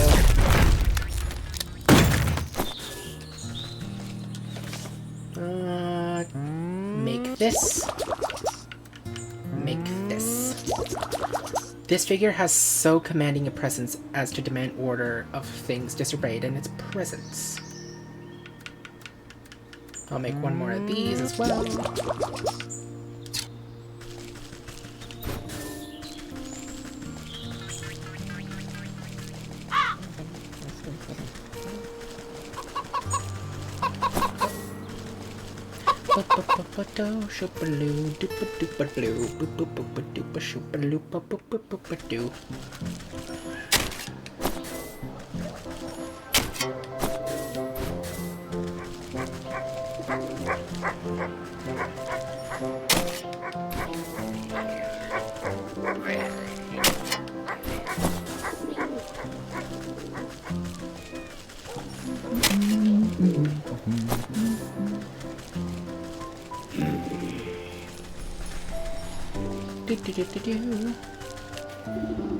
Oh, hi! Did you need a lift to the secret grove? Let's go. Restore. As good as new. A few splints and some elbow grease and she's all ready to go. Wow, really? Thank you so much. What can I ever do to repay you? I think together we should repay that stinking ram for causing this mess in the first place. I have an idea to knit him a cardigan he won't soon forget. Why, a special gift? That's a lovely idea. But it will need a personal touch. Some will collect it from those dim-witted followers of his should do the trick. The ram guards his flock like an ogre. You won't be able to get a single hair off them with him watching. That is a problem. Oh, unless you find his missionaries. Sometimes the ram sends out loyal sheep to spread the word. Why, I bet if anyone could find them, it's you. You found me, after all. He spelt his gibberish to the corners of the world. Where are these missionaries? Nearer than you think. They usually travel to the docks, the graveyard, and the market. A shame they won't have the ram's protection. I've got plenty of fleas here, but if you have something special in mind, just put it by the spinning wheel. Ordinary wool won't do the trick. This needs something more unique. Crypt crawler silk? Sure. Crypt crawlers walk the line between the mundane and the supernatural, and their silk holds the key to that boundary. Leaf.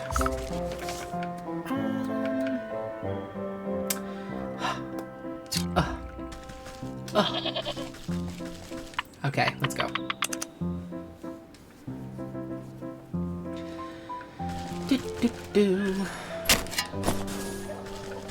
Okay.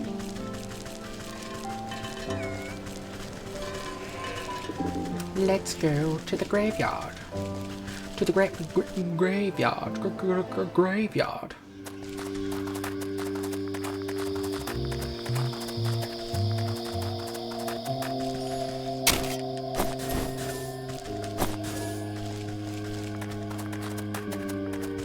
I remember where this sheep is. There you are.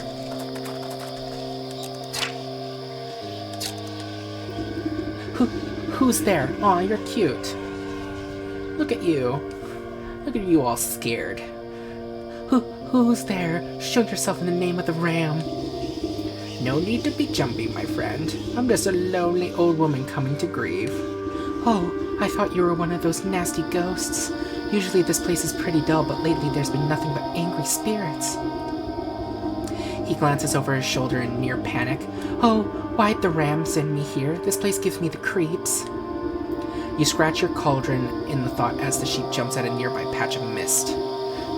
Looks like all I need to do is give this chap a good fright, and his wool will be mine for the picking.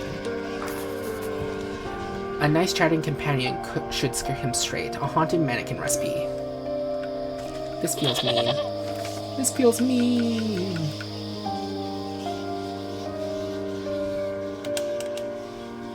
Ghostly ectoplasm. Oh my goodness. Let's get some bat wings.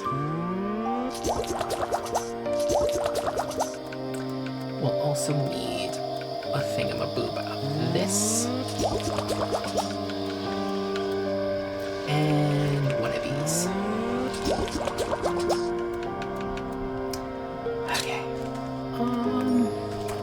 Boop. Boop.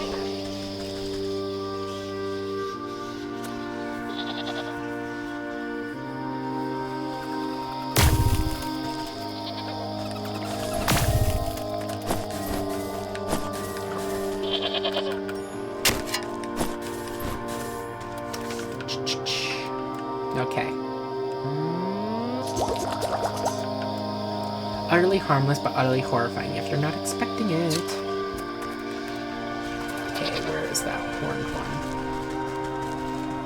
I know there's a horned ghost here. I've seen him.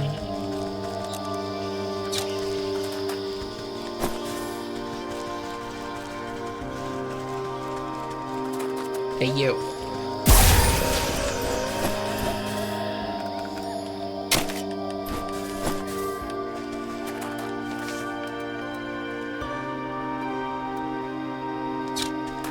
Now to the fields to get some wheat. Or grain, I should say, not wheat. Ay, ay, ay.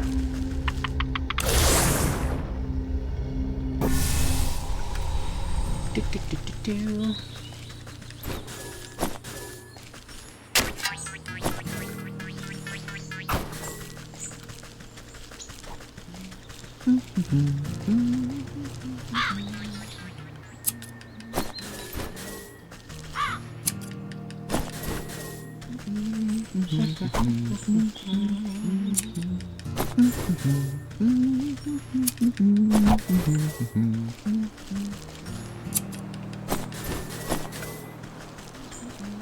Okay.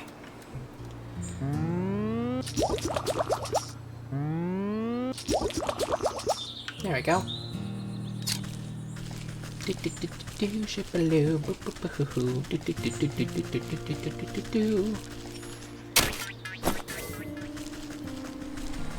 I'll leave you alive. Towards the graveyard.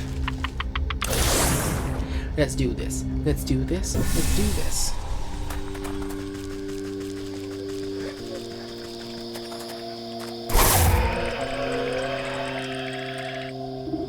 The skittish sheep nearly jumps out of his pelt in horror. Aye!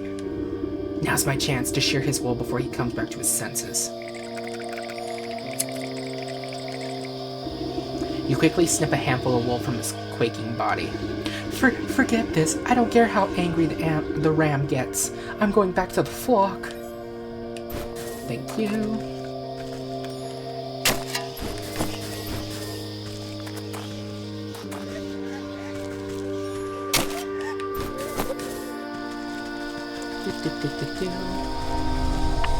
Now let's go to the ducks. Ducks.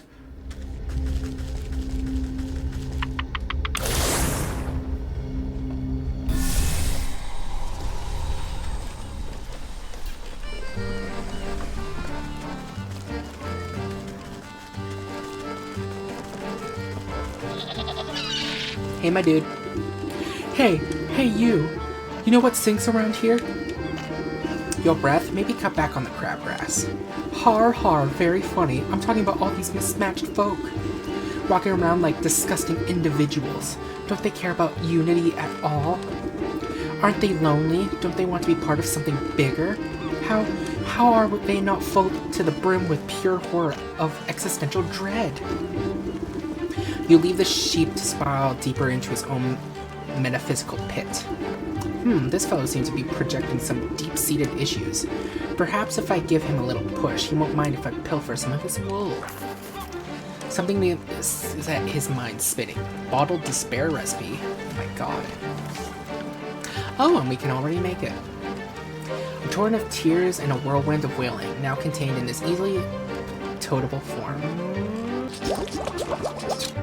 Hey, guess what? The sheep's eyes glaze over as he looks deep into his soul and sees only nothingness. What's the point of it all? I'm so alone. Poor fella, he'll feel better when the curse lifts, but it'll be too late for his wool. Snip, snip. Thank you. You collect a clump of wool and pat the sheep on his fluffy head. There, things aren't always so bad. Why don't you run off home to your flock? You're right. Maybe I'm not so alone after all. The sheep wipes a dewy tear from his face and lopes off towards the village. Delicious. Hehehe. You can't catch me.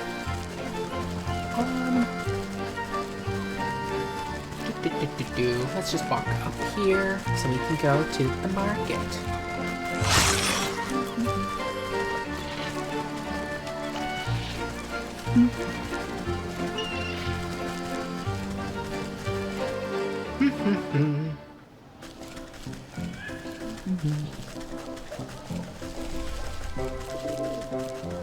Hey, you. Excuse me, madam. Have you heard about the ram, the one true leader? Oh, truly, I don't have time for this. Just look at all these clothing stalls around us. It's revolting. So many patterns. They make my eyes water with rage. Oh, I'll show you some eye-watering patterns, all right. A good magic show ought to set you spinning. Give him the old razzle-dazzle. Prestidigation deck recipe? What? Where are you? There you are.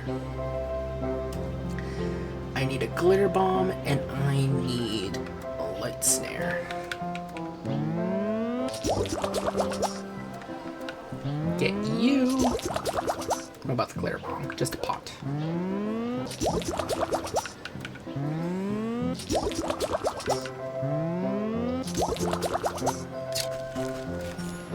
Razzle dazzle.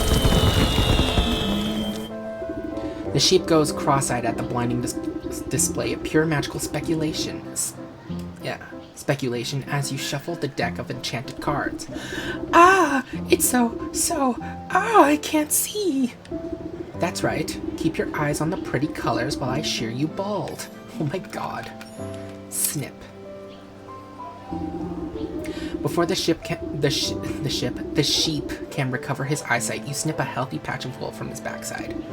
Ack! I can still see the colors even when I close my eyes. Out of my way, I can't preach like this. I've got to get back to the flock. Okay.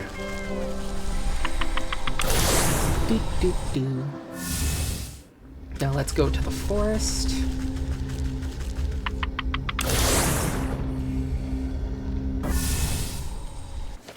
I need a cinder box.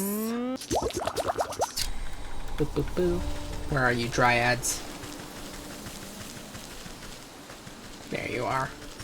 And you, knight. We'll cool off eventually. I'm so mean. Yes. There we go. Now we can go back to the black sheep.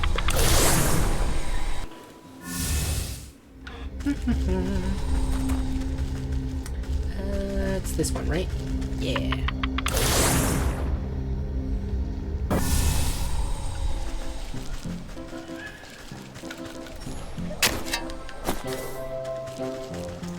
In a boop.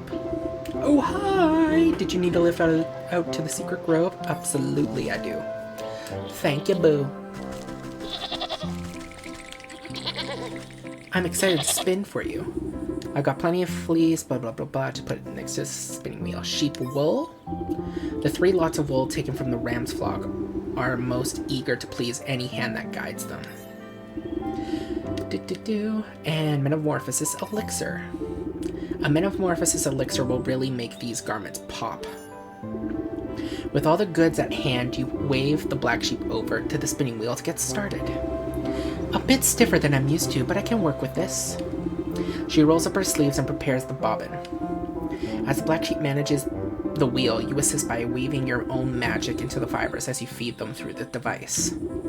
Dazzling colors of every hue shoot out of the whirling wheel, sending sparks dancing into the underbrush. Soon a large ball of rainbow-tinted yarn is wound together. Wow, I didn't even have to use any dye.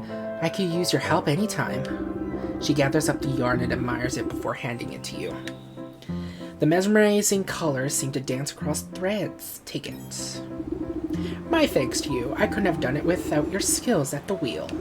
Say, you should think about returning to the village soon. Your little doggy friend was quite worried about you last time I saw him. Oh my gosh, I was in such a panic that I completely forgot about him. But what about the ram and his flock? I'm a goner if I go back there. You leave that to me.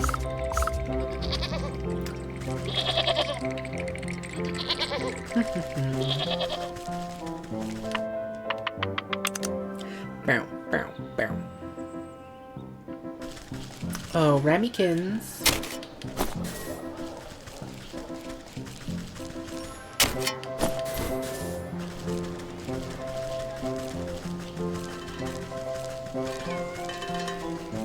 Hey. Color is the path to division, and division is the bedfellow of damnation. Brr, brr, brr. You twist a length of your multicolored thread into a makeshift lasso. The shifting colors make the thread appear to be alive. What nonsense. I'll just lop my magic yarn around each of these sheep and show them the world is more than black and white.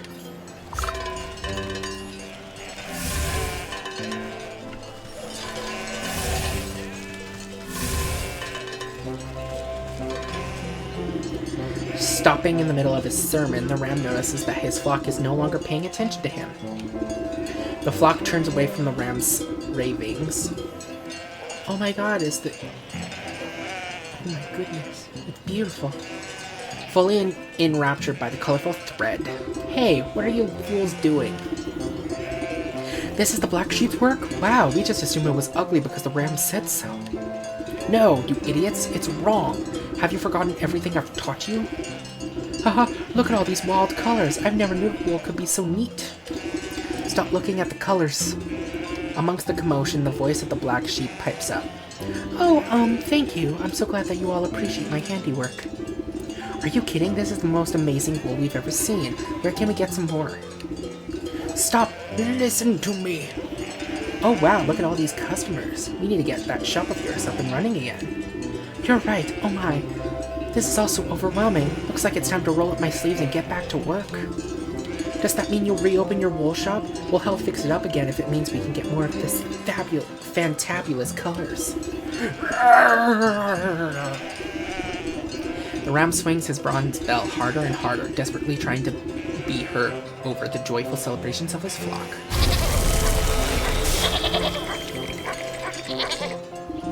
Oh my, what in the dickens happened? I guess he clanged that awful bell of his just a little too hard, gave his own head a proper ringing till it couldn't take anymore. You glance over to the ram's empty soapbox.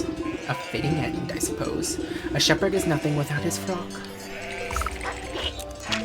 Ram's bell, the sign bell of he who would lead the flock astray. The ram, collect the soul of the ram in the village. Hell yeah. You pick up the bell, but not a sound emanates from it. Something is muffled. You turn it over to look inside and find that the metal clanger is covered in a familiar bristle white wool, the soul of the ram. The ram! Quest complete! We did it! We did it! We did it! Looks like I'm going to be busy. Thanks for your help. Look at them partying.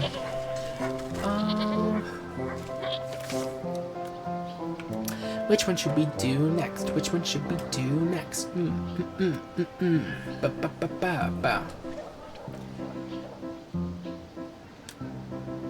I'm thinking let's do the rat.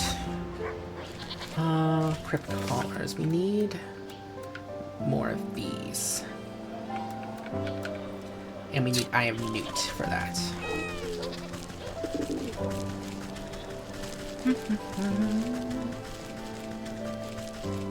Let's go to the swamp. Let's go to the swamp. Do do do do do, shoop-a-loo, hoppa-hoppa-hoo.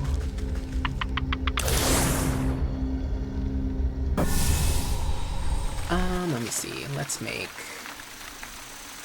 2 of these traps.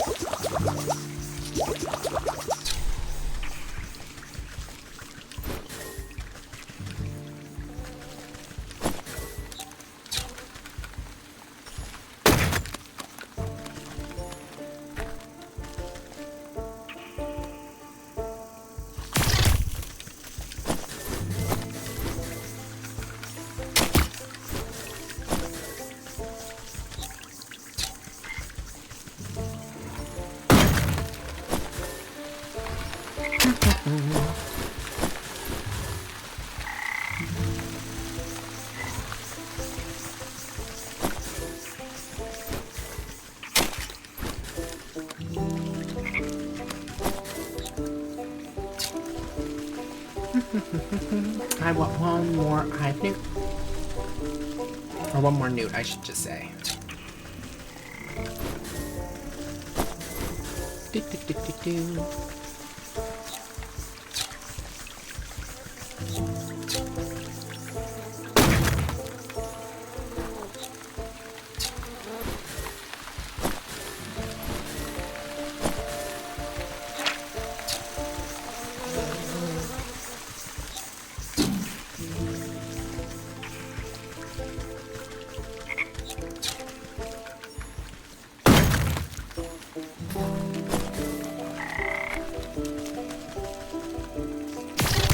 Yes.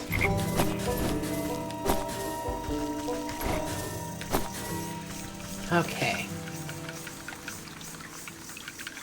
Let's make 2 of these and 2 of these. Okay.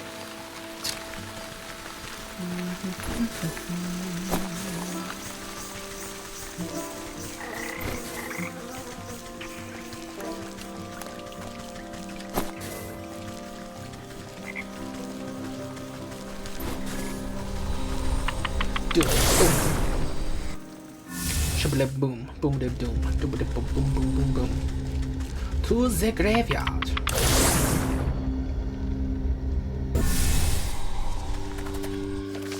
Okay.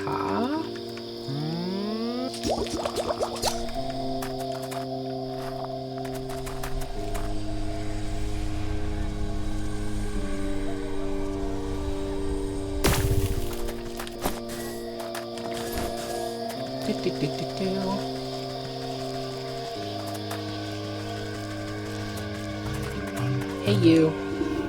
He squints at the fading label on the back. Let's see. Bat wings? The webbed wings will still flap on their own accord. That's creepy. Ghostly ectoplasm. The phantom goo feels as if it's attempting to pull you down beneath the soil. Let's leave for now.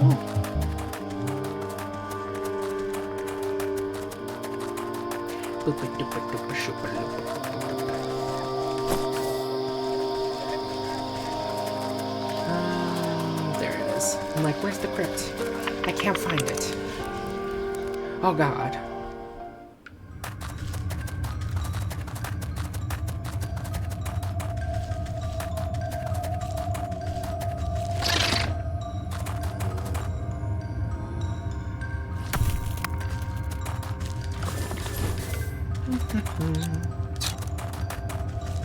Boopity boopity zappity boopity hoo.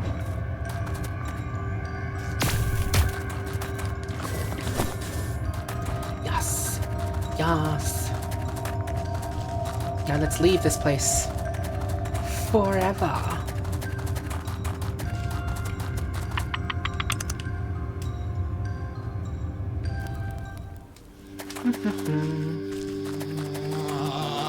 Hey, scary guy. Or girl. I don't really know. Not me to judge or to say.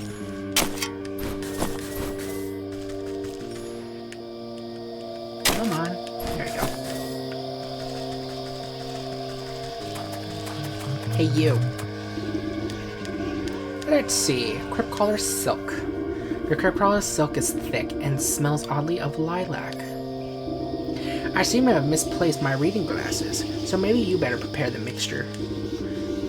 You read off the well-worn instructions printed on the lantern. They're horridly confusing and riddled with spelling mistakes. How did these contraptions ever make it to the market in the first place? You better stand back. If I do this wrong, things might get a little explodey. You grind together the gruesome ingredients to a waxy paste before rendering the whole mixture down over the gravekeeper's cooking fire. The odor coming from the wet, bubbling soup makes the hairs in your nose prickle, but you power through it and pour the ghastly oil into the lantern with the rusty funnel. The gravekeeper raises one caterpillar-like eyebrow at you. No kaboom! Perfect! Give her a good shake. You swish the oil around inside the lamp and light the wick. Slowly, a bluish, unearthly glow fills the space around you. The light makes your teeth itch when you look directly at it. Take a look at that, fresh as a daisy. Just wave it around should any unwayward ghoulies try to accost you. It should clear the way to that miserable banshee, if and maybe you could ask her what all the fuss is about. Okay. Let's go talk to this banshee. Banshee! What's up, girl? We need to talk.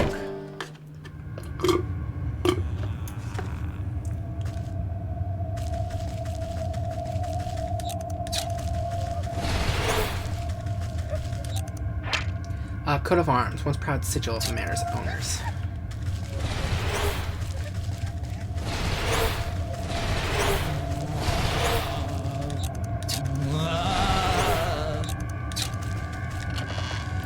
Ooh, thank you very much.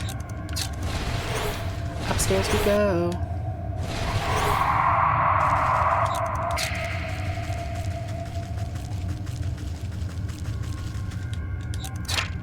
Lock chest. Despite its age, this strong box has retained its function admirably.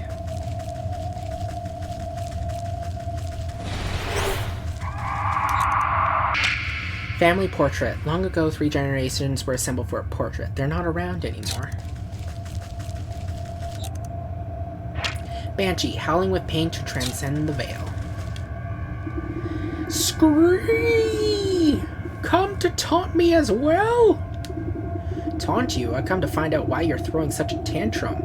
You raise the dead with your wailing. Whoa! The wraith's jaw drops to her collarbone, howling as her ghostly arms reach for you. You quickly raise the ghost lamp high, bathing the room in the cold light. The spirit recoils away, covering her eyes with translucent hands. Yay! It burns! Why do you torment me so? Oh, quit being so dramatic. Now tell me what's got you so upset. It's gone! That sneak, that thieving, plague-ridden rodent stole it! What's gone? Who stole it? My family's crypt was defiled by that wretched rat!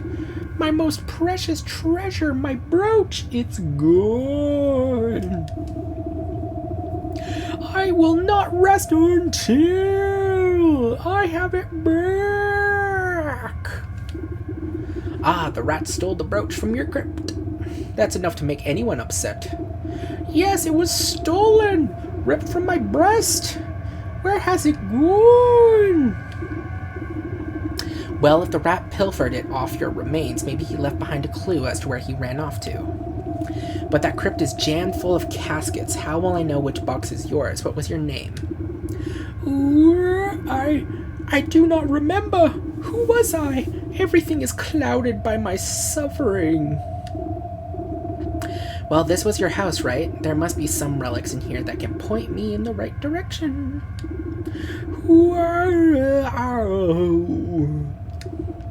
Okay, I get it. I'll get to the bottom of this. Then you can stop all this howling. My brooch! I want it back! Let's see. This corroded picture frame has almost completely deteriorated. You can barely make out the ghostly figures sitting together on the rotten canvas. A shame. Time has almost forgotten this family. Maybe I can restore just this little piece of them.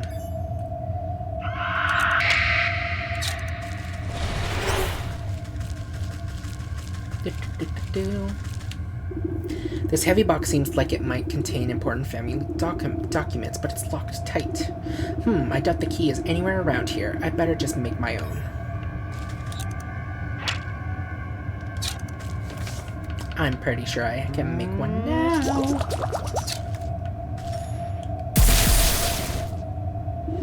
You crack open the chest to find a collection of moldy papers and bills, but a heavy book at the bottom looks promising.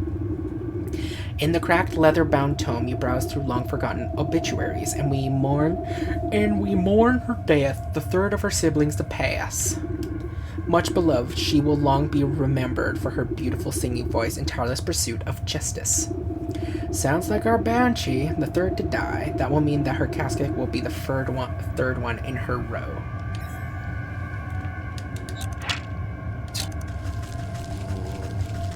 Boop-a-doo, ship-a-lip-a-boo.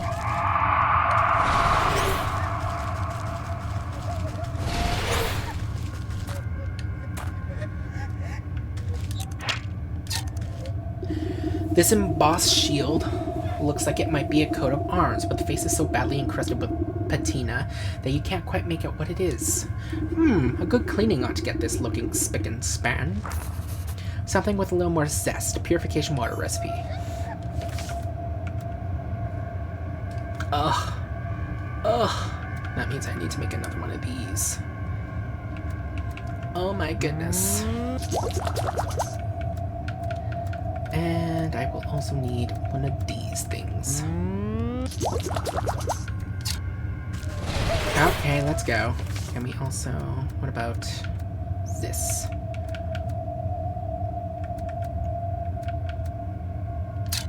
Oy, I have to head back to the swamp. Boo-hoo-hoo. Boo-hoo-hoo-hoo-hoo. Oh, woe is me. I wondered, do bats come here?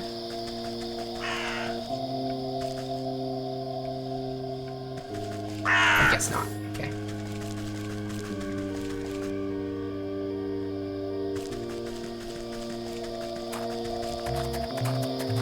Huh.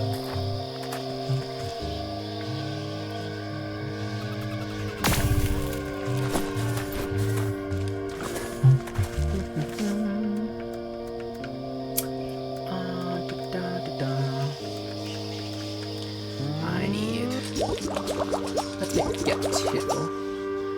And we'll go for a hunt.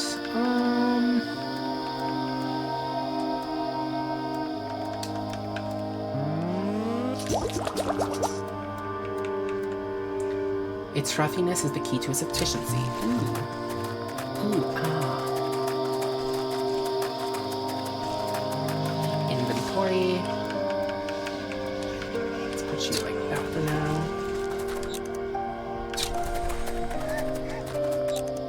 There you are, Antler Ghost.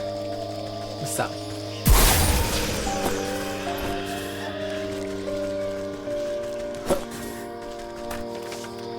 Let's make one of these so I don't accidentally use it.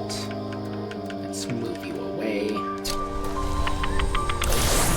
Now back to the swamp. Oh my goodness.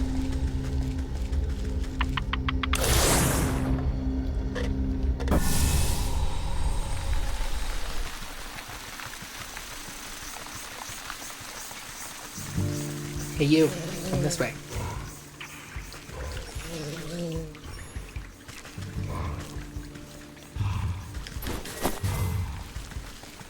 Oh well. F it.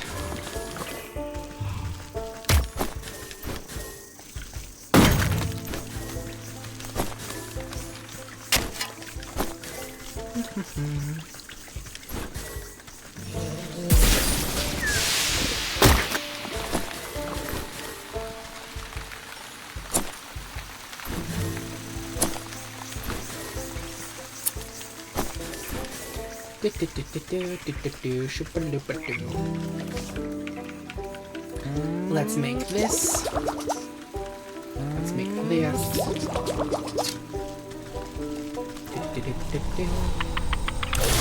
To the fields we go. Hey yo.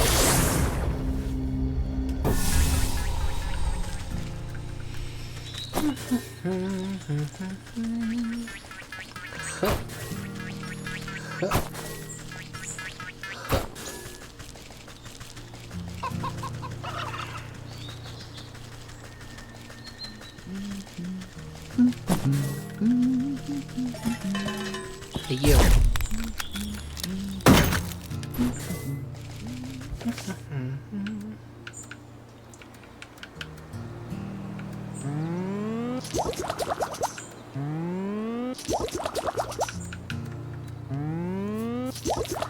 Zavico. Now we can head back.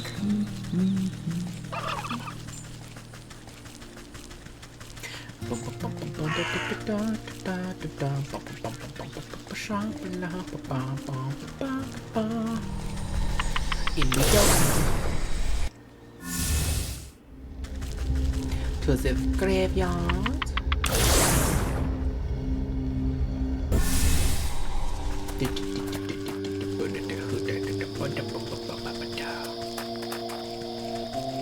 Hey puppy. Hey old man.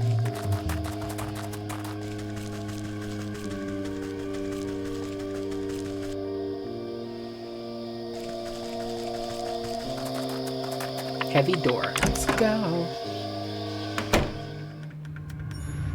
Light.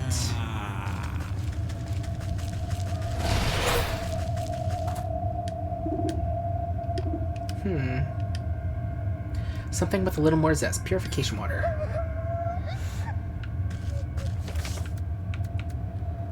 No, wrong button. Inventory. There we go. Clean. You clean away the grit and grime to reveal a proud lion staring back at you. This crest looks like it matches one of the burial rooms in the crypt.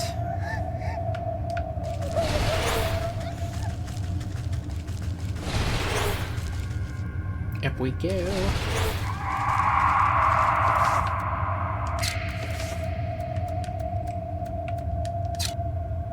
Restore. Color and light flood back into the faded painting to reveal a content-looking family. You recognize one of the younger girls by her her shock of hair and brooch on her chest. That must be our wailing wraith, a granddaughter by the looks of it, so she must be on the lower tiers of the crypt. I think that's everything I need to know. The banshee's body is buried under the crest of the lion. She's a granddaughter, so she'll be on the bottom row, and she was the third one to pass away. My brooch! Okay, fine. I was gonna tell you the good news, but never mind. Come on.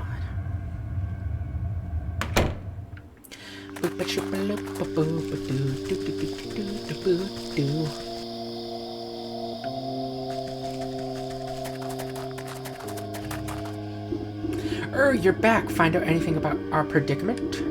It seems like you've got a grave robber on the loose. The banshee had a brooch stolen from her family crypt. Oh, a grave robber? Oh, damn those despicable degenerates. With the increasing ghosts, I haven't been able to do my nightly patrols. I need you to get to the crypt and find her body. The thief might have left something behind. Well, good luck. That place has more spiders than I have liver spots, so you'll understand if I stay behind. I smell a rat in all of this.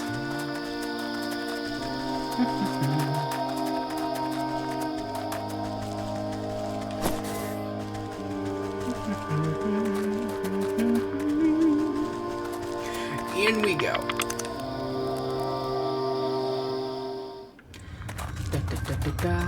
Boar, I do not want this room. Owl, I think not. Hey, spider. Lion. This fun. You dig your nails underneath the loose plaque and begin to pull. The rusty bolts pop off the corner of the end cap as the whole thing rips off from the mossy wall. You toss away the grave cover and peer inside the dark hollow. Holding your lamp aloft, dozens of small beady eyes blink back at you. Rats! You quickly jump aside as a torrent of vermin come pouring out from the coffin. Filthy little biters, come to pilfer more graves. Squeaking and hissing, they flow like some lumpy liquid, rushing back towards the entrance. You get the feeling that these rats are far more organized than any normal pest.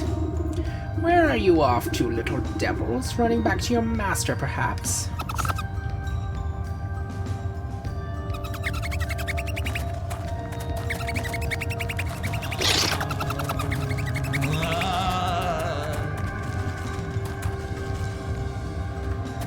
Come on, you little buggers.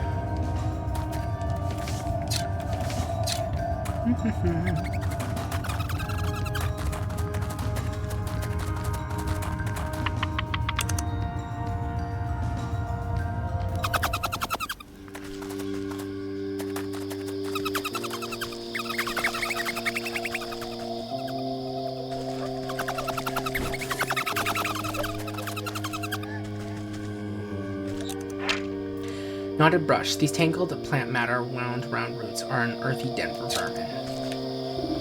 You track the swarm of rats into thorny bramble, their bodies whirling in a vermilious mass.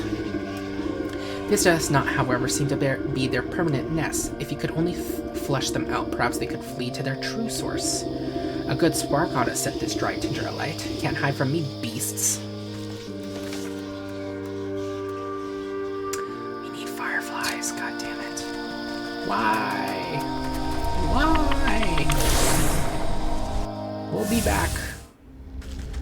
To the forest.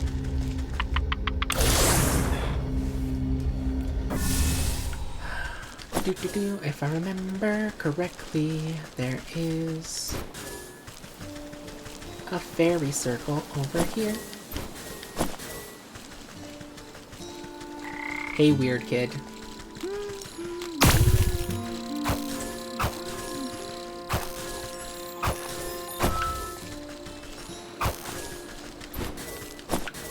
Boop, boop, boop. There we go.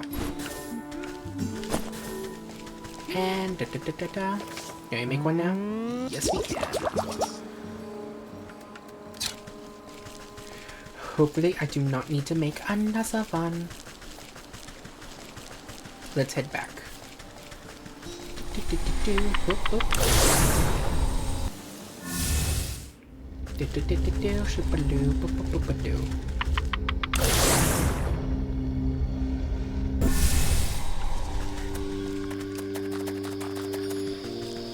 Ignite! The brush is quickly subsumed in tongues of flame, scaring the rats beneath. Their frenzied sprout is not without order, though. In a wave of fur and claws, they scramble through the graveyard towards the next hiding place.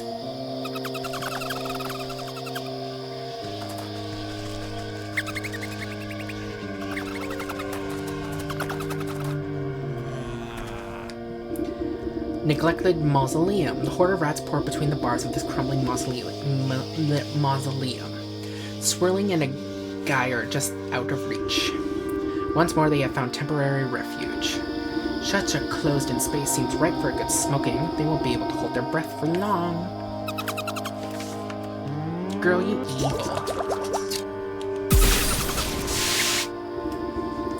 The smoke emitting from the pellet is thick and concentrated. Even though they are out below the worst of it, the choking fumes are enough to flush the rats out. Once more they rush forth, this time fleeing towards the shadow of the ruined church.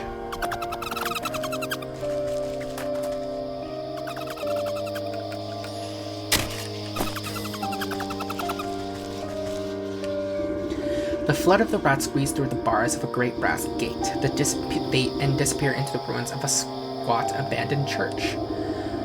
Heavy chain binds up the gate, and the rusted padlock is well beyond accepting any sort of key. Something more potent will be needed to open it. A strong acid should eat away the rust. Can I make it now, though? Ooh, we can make it now, thank God. Corrodes anything except itself, thus explaining this unconventional bottle.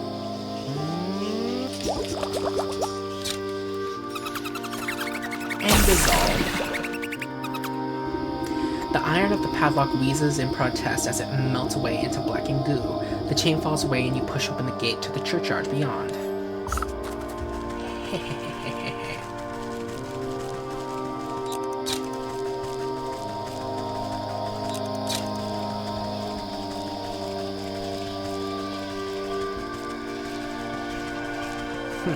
Oh well.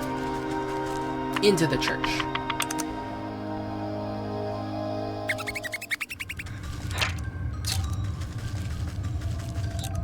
Let's see, back to the graveyard, leave this place to the devout or the fallen, as the case may be.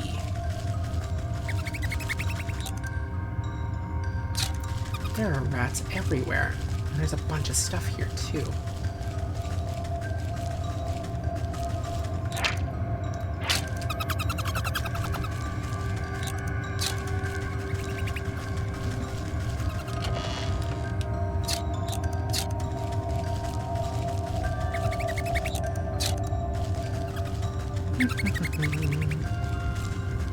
Is all this yarn? What? Ooh, gold coins. Ooh la la. Open top barrel, decent for temporary storage. Tarnished candle holder. Where everything else has been knocked about, this still stands. I'm guessing it's not an ordinary candle holder then. You attempt to pick up the candlestick, but find it attached to some mechanism inside the altar. A latch flips, and you watch a stack of boxes slide aside to reveal a hidden crack in the wall. Into the shadows, not an enticing entrance, but perhaps necessary.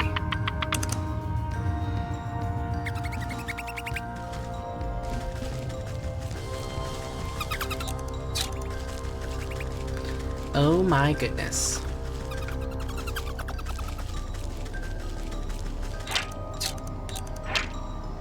Barrel.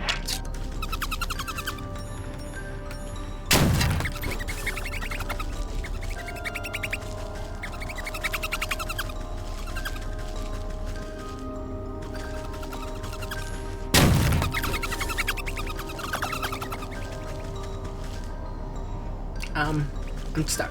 There we go.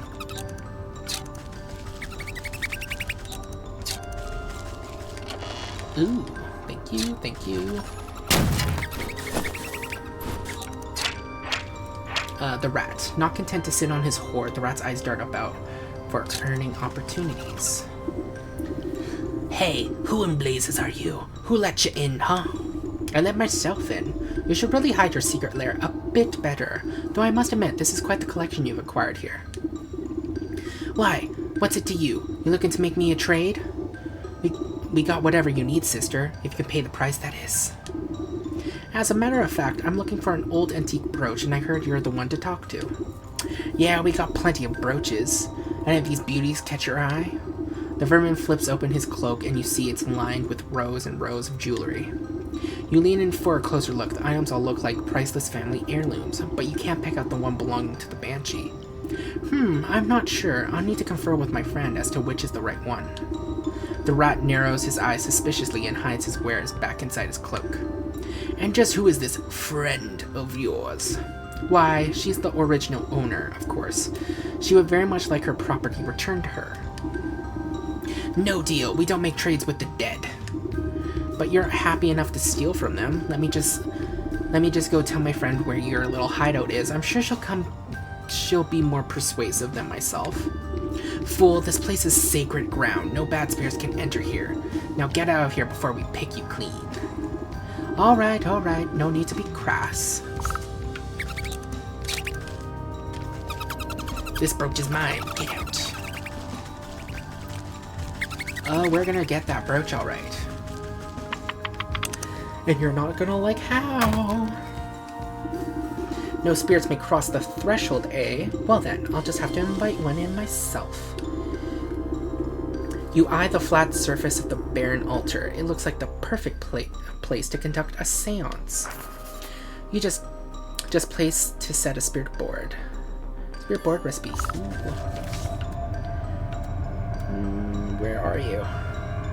There you are. I'm like, oh, god damn it. We need another one of those goddamn things.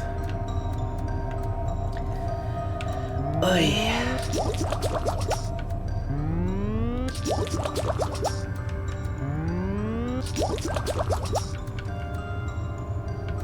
And we need one of these.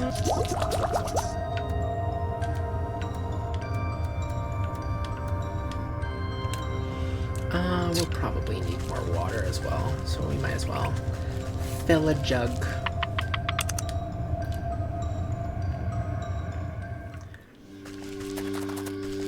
Ay.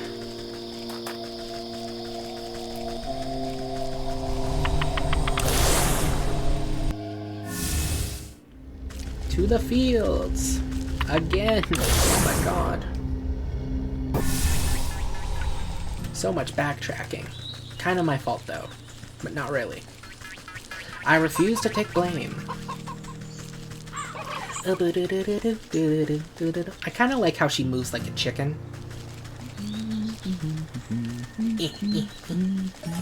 Hey, you. Oh, what, you stuck? Oh, I'm so sorry.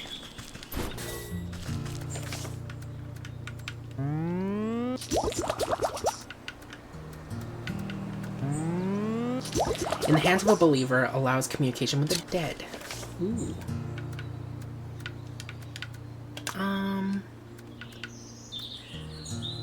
Yeah, let's get more water.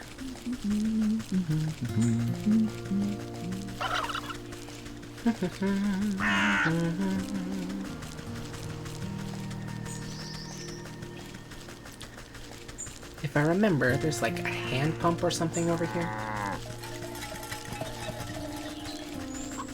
There it is. Thank you.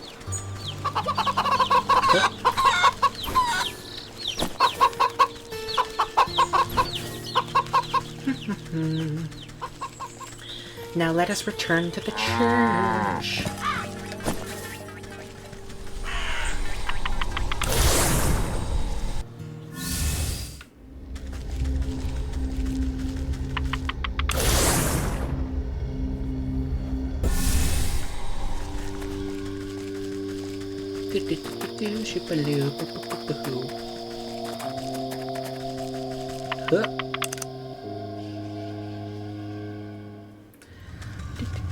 Shipaloo, hoopa hoopa hoo. Hoop. And hoop. Invoke.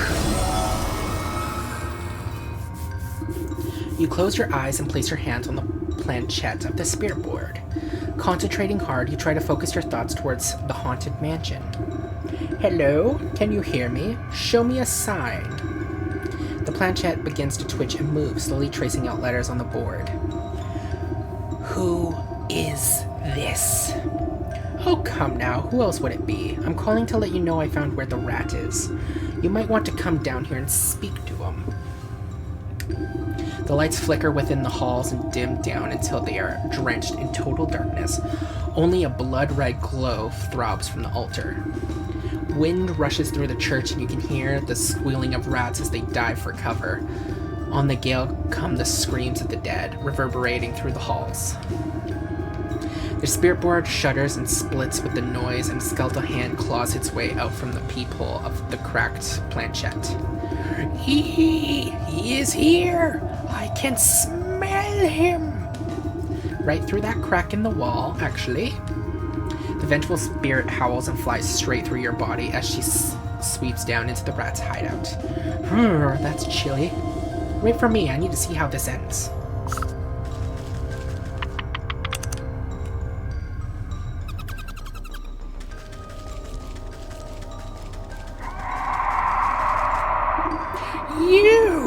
You dare take from me? How did you? Wait, it was just a simple misunderstanding. I didn't. Even in your hour of judgment, you lie? The rat bulging eyes lock onto you in desperation. This is your doing, isn't it? You let her in here. I am merely helping to settle a dispute. You thought all your grave robbing wouldn't come with consequences? Face justice for your crimes, thief. The dead have come for you. The banshee whirls around like a hurricane, drawing with her an innumerable host of ghosts and spirits. No, get off us, you wretches. You are dead, finders keepers. The spectral claws grab onto the rat and his verminous minions and drag them squealing into the underworld.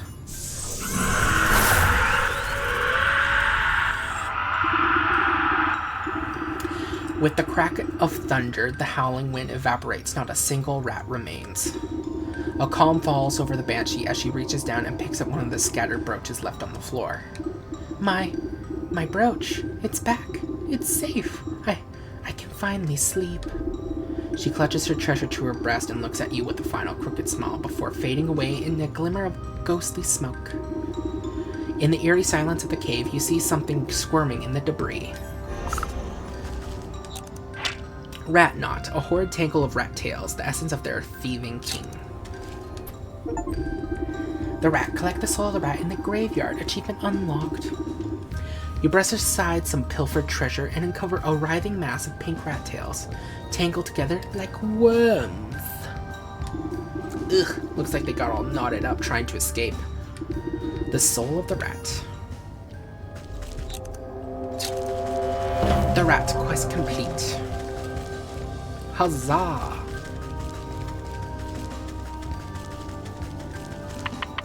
Now it's just the fish, baby. It's just the fish. We just need to get the fish. Fishy, fishy, fishy. Fish, fishy, fishy.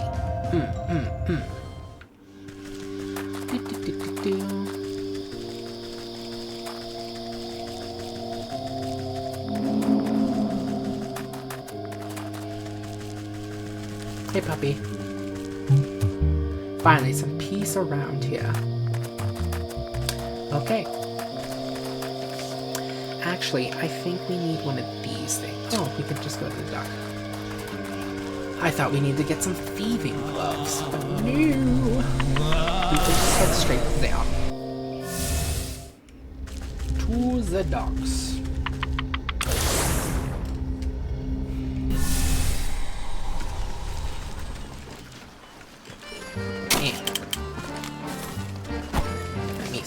No. Crab trap. We can make one of those, right? Yep. Oh, you need two. Why didn't you say so?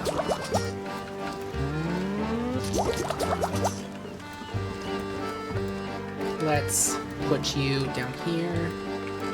And I'll make 2 more healing poultices. Just cuz.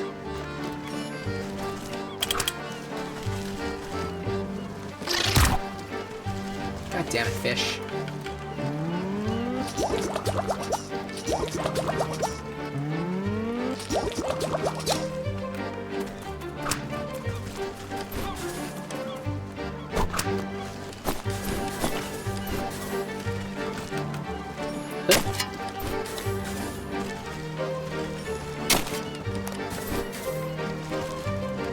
Okay, let's make one of these thingamaboobers.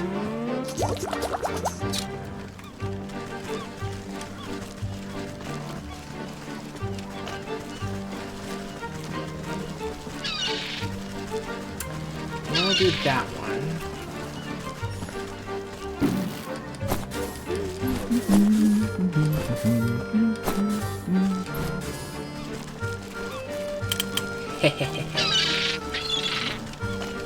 Oh wait, I should probably track you.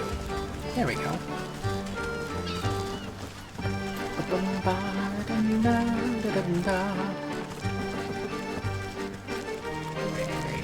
Hey, dude.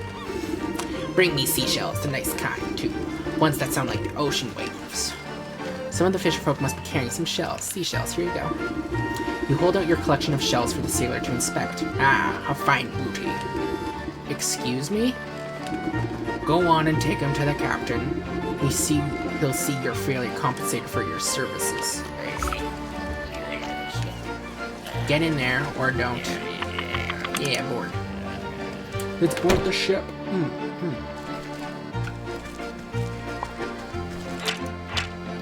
Fishy sailor. Walks like a sailor, talks like a sailor, but something's different here. Fins where there once were ears, behind them gills. Something strange is afoot.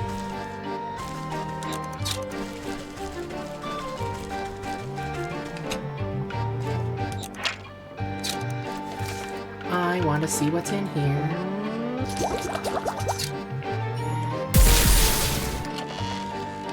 Ooh. Sand dollar, totally worthless piece of maritime.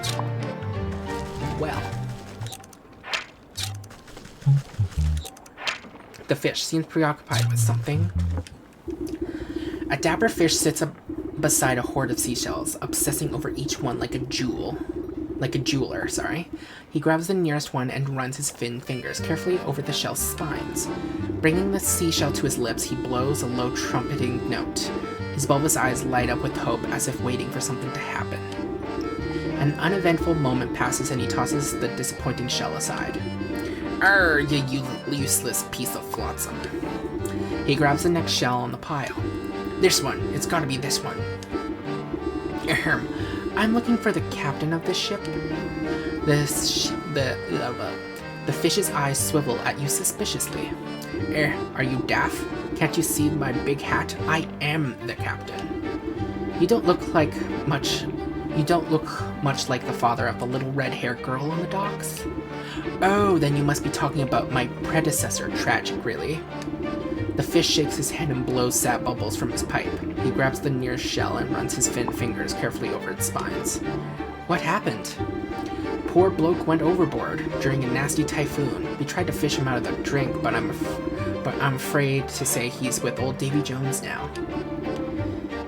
As his trusty first mate, it was my responsibility to take up his mantle. He adjusts his oversized hat with pride. Now you best have something for me, or else you wouldn't be wasting my time. You mean these seashells? The deckhand outside said you'd pay for them. You're out of the shells in your satchel. Here's the seashells. The fish tears the shells out of your hands with such force that you nearly lose your footing. He brings the first shell to his lips and blows on it so hard that specks of slime go flying through the air. It makes a pathetic squealing whistle. The fish slumps back down onto his fat red chair, tossing aside the shell with sharp disdain. Cursed rubbish. I'll never find it. Find what? If you're looking to pick up a musical instrument, you're sure going about it in a funny way. Never you mind that. Or, never you mind what. Just bring me more seashells. He flicks an old, odd coin-shaped object at your feet. Great, more garbage. Take it. What's this? I just traded you a bunch of shells. It's the currency of the future. If you get in on the ground floor, you'll be richer than a stag prince when I'm in charge of things. So if you want to be set for life, you just bring me some more seashells. I think I'll manage on my own, thanks. I think I'll manage my own investments, thank you. A shame I'll have to break the bad news to the child about her father. Look at me, I'm the captain now. Not for long.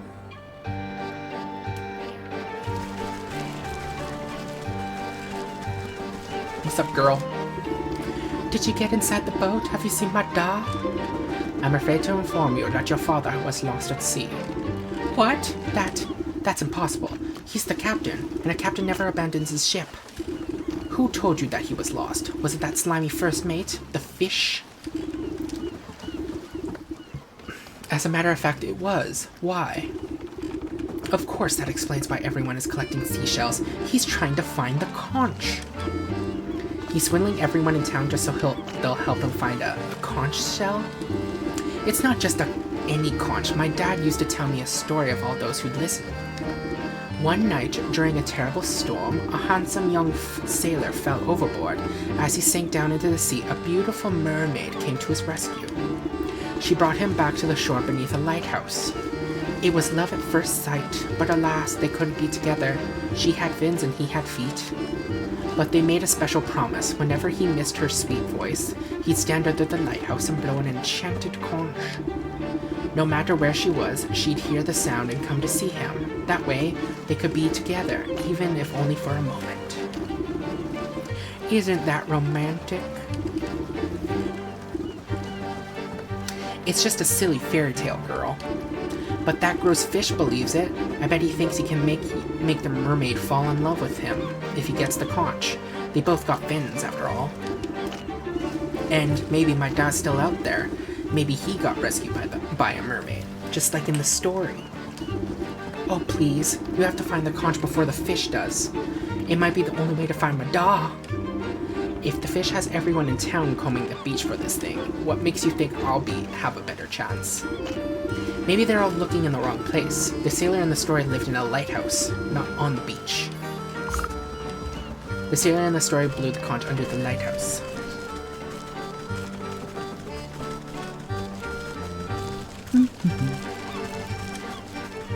It's honestly kind of sad to think a little girl figured out, maybe try the lighthouse, and all the adults are like, nah. What are you talking about? Like, is there no school here? Sealed up. Let's see. This old lighthouse has seen better days, although it towers high above the pier. The paint has faded and the windows have crusted over with layers of salt. The door refuses to budge. Groves of barnacles and coral seem to have sealed it shut. You put your ear to the keyhole and hear the unmistakable roar of the ocean inside. With your face close to the door, you spot words carved into the weathered wood. Lengthy, babbling prose about love lost in the sea. Blech, what terrible poetry. But perhaps it's some forlorn magic left here by the old lighthouse keeper? Well, I don't have the time to go fishing for long-lost keys. A good dose of love juice ought to open up any embittered heart. Oceanic oil, love potion, key to my heart. I need a key to my heart. Okay. Skeleton key, and a love potion. Whatever the nature of desire may be, this is an instrument of unlocking. Painstakingly collected from the minuscule quantities secreted away across ocean life. Potion, love potion.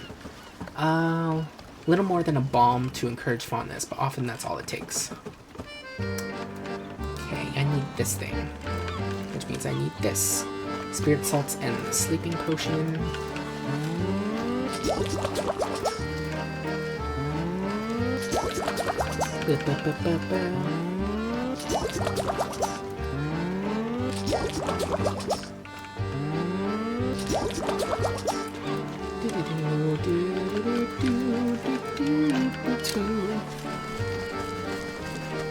Okay, where's one of the big fish buoys? Hello, fish buoy. Yes, you.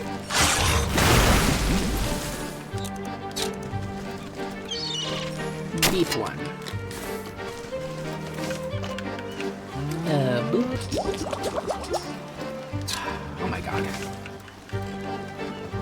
More fireflies? God dang it. How many fireflies do you need? They're gonna go extinct at this point.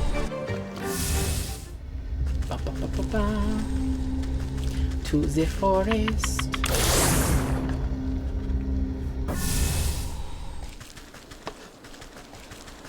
Okay, grab this.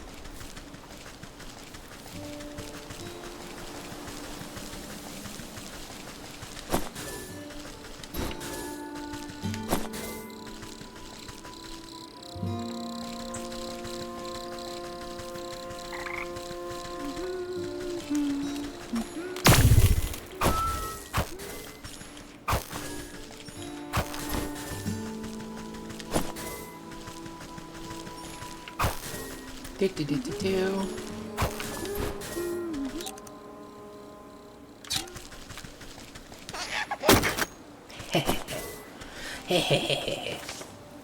Let's craft one of these. Okay, let's burn down a dryad.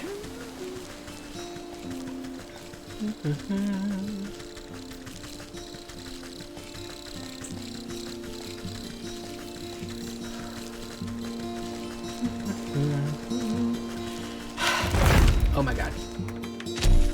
Burn! There we go.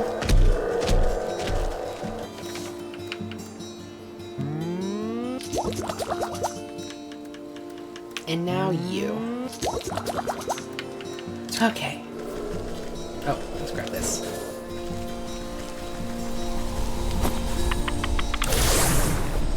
I don't go breaking my heart.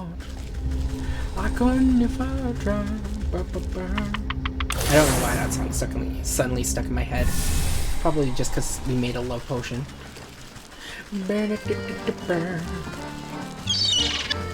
You put a spell on me.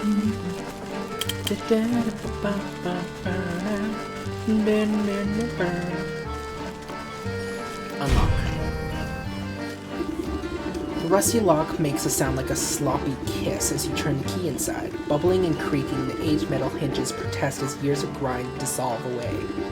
The wooden door swings open to reveal a wall of emerald seawater. You can see fish swimming about inside, but not a drop crosses the threshold. Oh my, the entire lighthouse must be filled up like a bottle. You prod the salty aperture with your finger, sending ripples along the surface. Then, as if you pulled a stopper from the tub, the water begins to drain. Slowly at first, but quickly building ferocious speed, the waves cascade around you. You catch notes of a trumpeting sound droning above the crashing swells. The music turns to a soft whisper as the last of the flood is sucked away, leaving the inside of the lighthouse damp and encrusted with stranded sea life. You bend down to examine the source of the drainage. A golden conch shell is wedged between the waterlogged floorboards. A forlorn singing voice can barely be heard over the sound of falling waves. Take the conch. You put the conch to your ear. It sounds as if an entire ocean is contained within it. Ah, what a marvel. I wonder if the mermaid will still answer the call after all this time. The child's story is said to blow it out over the water under the lighthouse.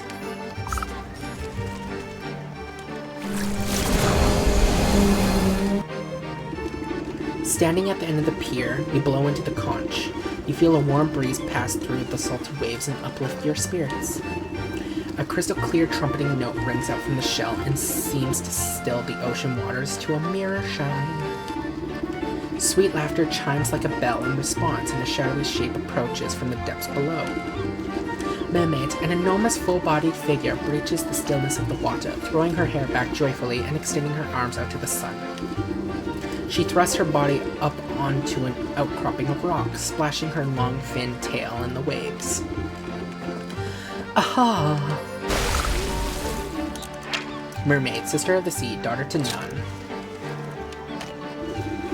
As the mermaid speaks, her voice is operatic. My gift, been silent for years, now sounds again, sad music for my ears. My lover long gone, but the memory's still sweet. I thank you for the nostalgia, what would you entreat? I'm looking for a man lost at sea. He was the captain of that tall ship over there. You point to the high sails looming over the docks. I don't suppose you've had any dealings with him. This man I have seen, though his fate is not known. Placed on a plank overboard he was thrown. Downward he plunged, though not to the bottom. No, a great serpent swam up from the deep and got him. He was pushed overboard. That grubby fish told me he was lost in a storm. Did you see where this leviathan got to? The lagoon by the shore holds a secret below. Send away the tides and the serpent will show. Keep that conch close, blow and I shall abide. I bring the strength of the sea to your side. With her song finished, she blows out a wet kiss and parts and starts preening her hair with a shiny, spiny seashell.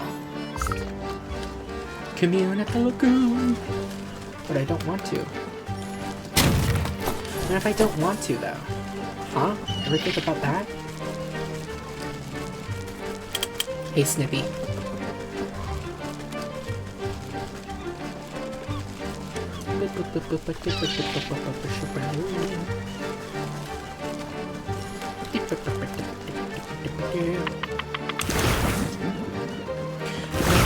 Let's do this.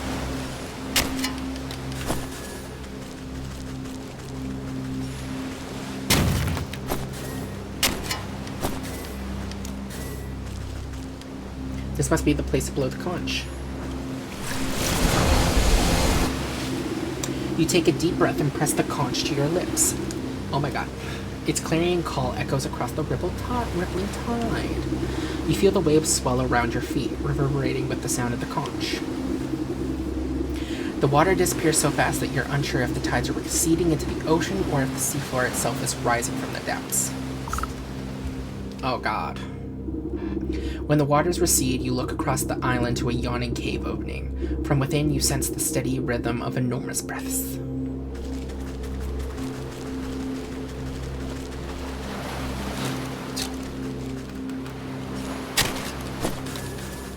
Hey, fishy.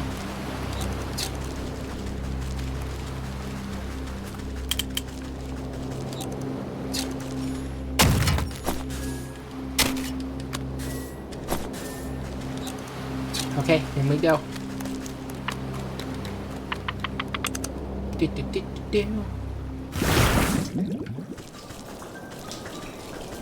Okay.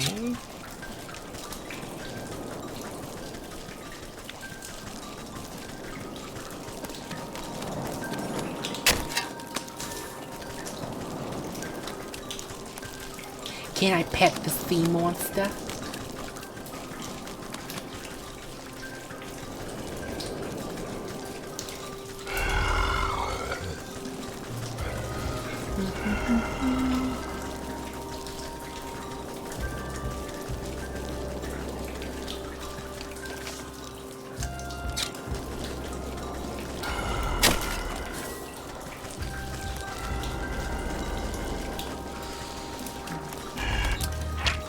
Ancient one, something very, very old.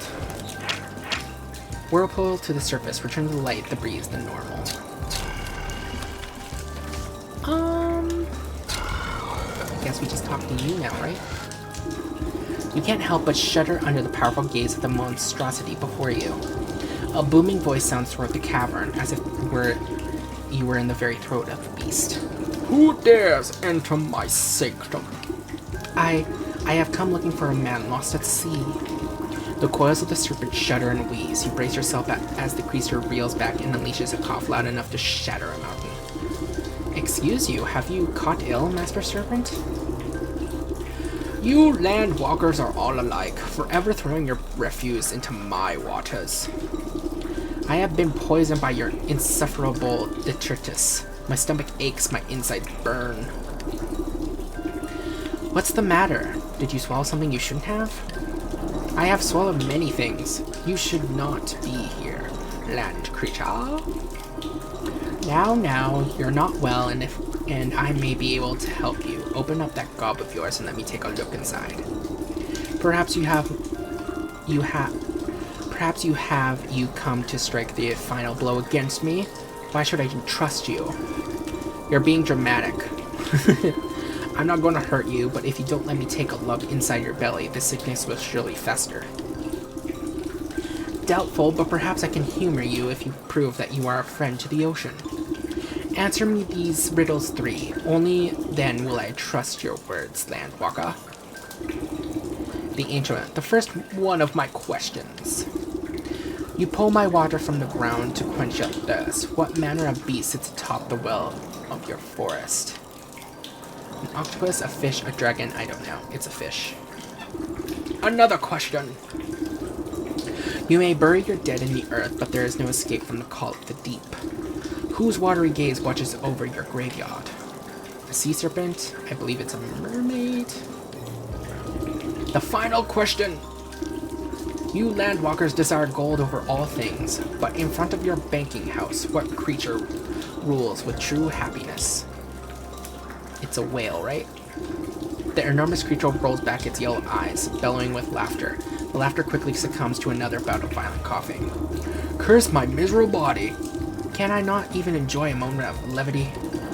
It appears I was mistaken about you, Landwalker. You have proven yourself worthy of my trust.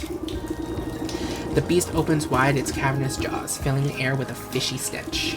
Enter, but heed my warning. Break your word and I will digest you without hesitation.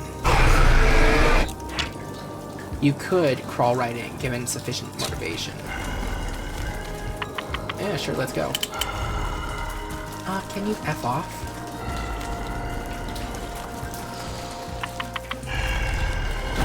Oh, for fuck, can I... I swear to God. I'm gonna murder this crap. I'm not even gonna use you. I'll leave you as an example to the other crabs. For being annoying. There we go.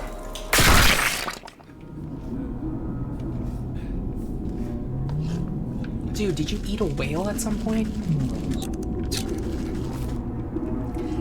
Captain, ahoy! Don't tell me that overgrown eel gobbled you up as well. Come and warm yourself by the fire. We ain't gonna be anywhere soon. You look at the throbbing red walls on the monster's stomach and notice the discoloration and spotting. The campfire smoke is surely the cause of the beast's ailment. Actually, I came here looking for you, Captain. How do you know I was captain? There's a little minnow waiting on the docks for her father. Oh, my little girl, my heart and joy. I promised I'd see her as soon as we anchored, but I never got the chance. Has it got anything to do with that fishy fellow captaining your ship? Raising his arm in anger, the man stomps his feet on the fleshy floor. The outburst causes the serpent another coughing fit, rocking you back and forth. That rotten son of a barnacle. We were just a few weeks from home when he conspired to mutiny. Ever since I told him the tale of the mermaid and her conch, he got his hungry look in his eye. Ain't never seen someone so obsessed. So he and the other bad apples jumped me in the night and tied me up, the rest of the trusted crew as well. Then that flopping flounder made us walk the plank into the briny deep. I was praying to Neptune and he must have answered my call. This great bloody serpent swallowed me up and saved me from drowning. Been stuck in here ever since, can't seem to get out, but the fire keeps me from going all the way through the other end at least. Though with that metal head of yours, you ought to have no trouble, passing through without much fuss. Just what I needed today. Say, all that smoke is causing our host great discomfort. I'm sure you'd both be happier if you parted ways. How do you suppose we do that? Let me see what I can cook up with that fire pit of yours. Tiny fire pit. If you were to build up enough irritants, the beast may be provoked to explosively expel the source. All the smoke would make anyone sputter. Potion of blight, royal incest, and allergenic potpourri. The way out. Ooh, I don't think I like the way out.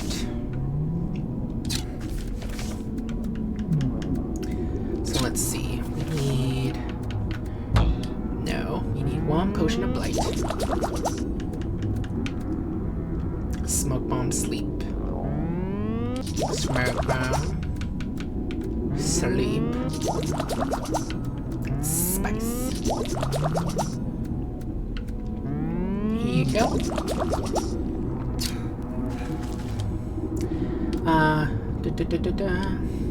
Potion of Blight. You set the smelly preparations beside the fire. Royal Incense. You set the smelly preparations beside the fire. Allergenic Potpourri. Oh, there you are. Let's see. Dog hair, cat hairball, and rat tail. Okay. We will be back. The way out. Ew. To the surface.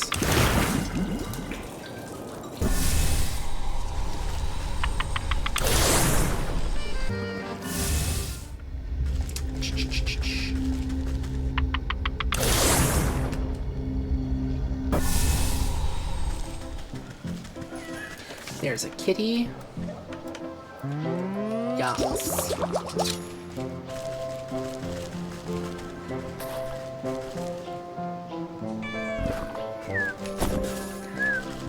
Okay, now I just need the dog here. I'm trying to remember. Is there a dog here?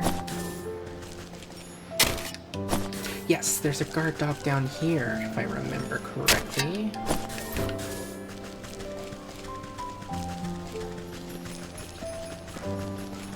Yes, there you are.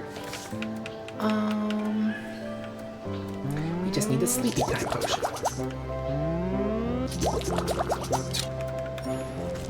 Whoop.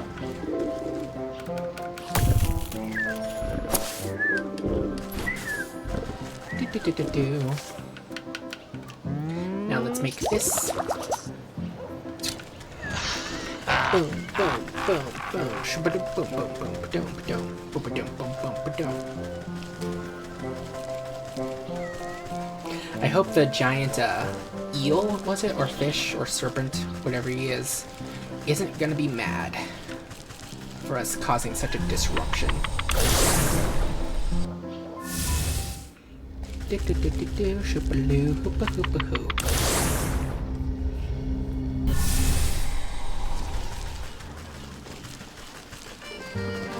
Hey, fishy. To the moon.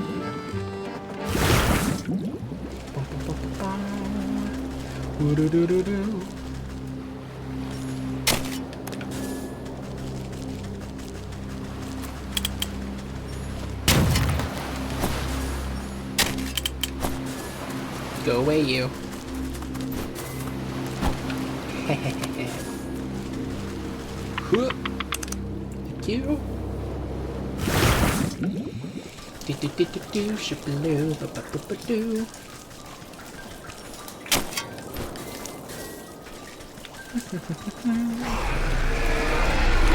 Yes, that did. Hey, my dude. Allergenic Potpourri. You set the smelly preparations beside the fire. You pile the eye-watering ingredients on the campfire and fan the flames. Soon black smoke bellows up and fills every nook and cranny with its stinging odor. The captain scratches his nose and stifles a great sneeze. Phew! That's quite a concoction. This serpent will feel more than a tickle in his throat. You feel a deep rumbling through the fleshy floor. Get ready to set sail, Captain. We'll be out of here soon enough. You kick up the smoky coal, spreading the aggravating haze until a rumbling quake knocks you onto your backside. Landwalker, what have you? The captain leaps into your arms, and the two of you clutch each other tightly as muscles contract violently beneath your feet. A surging contraction forces you up and out of the serpent's blowhole like a gunshot.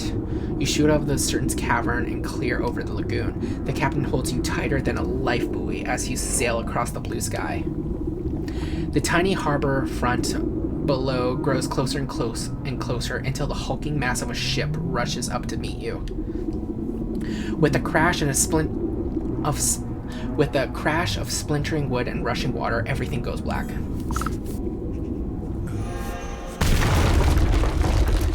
The witch! You regain your senses and get to your feet. Despite feeling a bit soggy, everything seems to be working.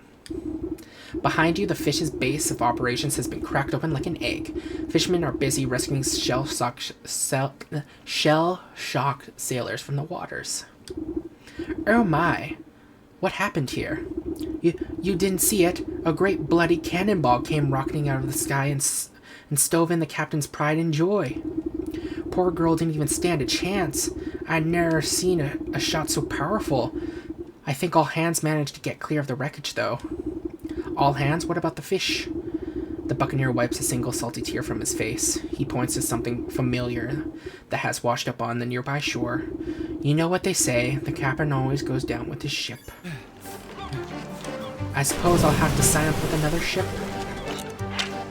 Captain's cap, the hat of a would-be captain, still crusty with brine. The fish, collect the soul of the fish from the docks, hell yeah. It appears to be a bicorn captain's hat last worn by the fish, waterlogged and shot through with splinters. You reach down to pick it up, but it flops on the sand like some beach sea creature, the soul of the fish. You sense the souls of the fish, cat, rat, and ram pulse with captive malignancy. The goat will be wanting to take custody of these four. Best not to keep them waiting. The quest complete. You find the captain and his daughter in a loving embrace. Oh, Di, I just knew you'd come back. My sweet little sea star, I'm so sorry I made you wait for so long. Can you ever forgive this old wash-up? Aww. What happened to Da's ship? Ah, it's good to feel dry land underneath my feet. That's good. Oh god. Please go away. No one likes crabs.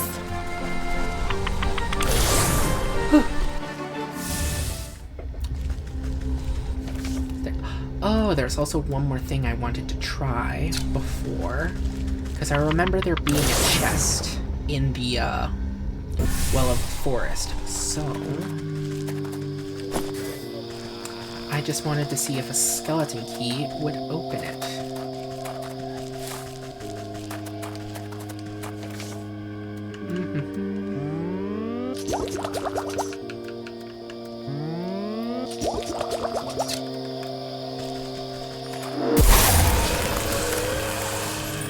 Let me see. Okay. Skeleton key.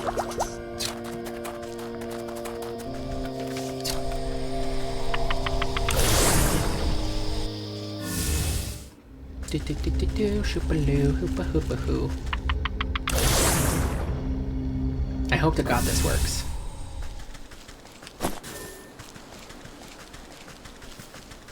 Unless it's an area we're not supposed to get to now, but I don't...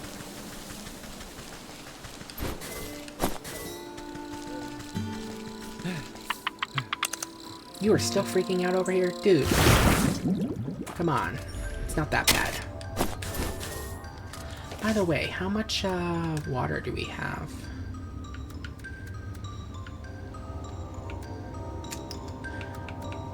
I would say none. We should probably get some more while we're down here.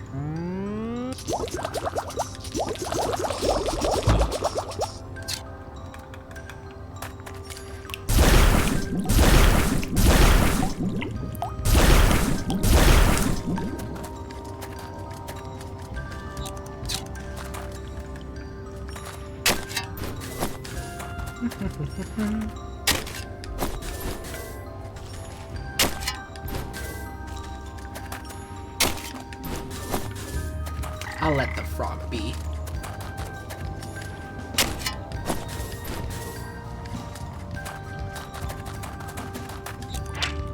Yeah.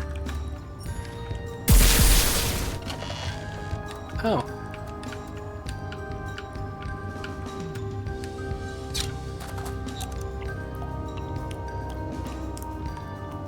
How do I get in there?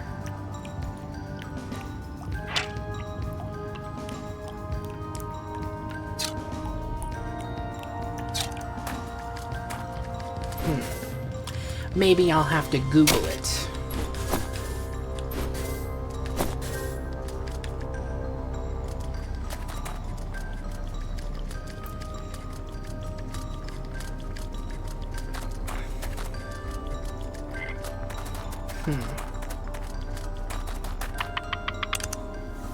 Or maybe, if I think about this logically...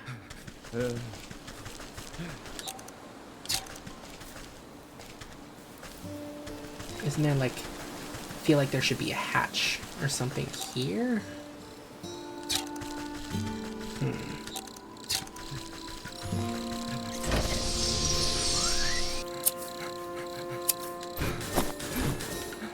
Oh well. Let's head back. I'm gonna be honest, I'm probably just gonna cheat and Google it. And be like, hey, what's the deal with this area?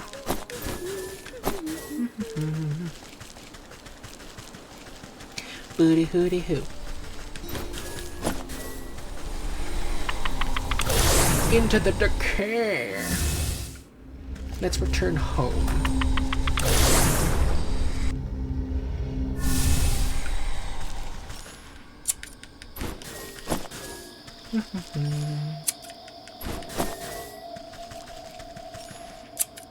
Gimme. 1, 2, 3.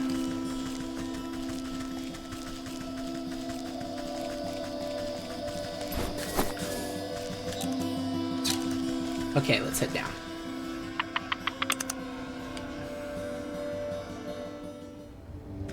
Booty hooty hee, hooda ha, heedy heedy hoo, hooda hooda how. The goat snorts with delight at your approach. Wonderful, you return with more souls. These were even more troublesome than the last. I will be glad to be rid of them.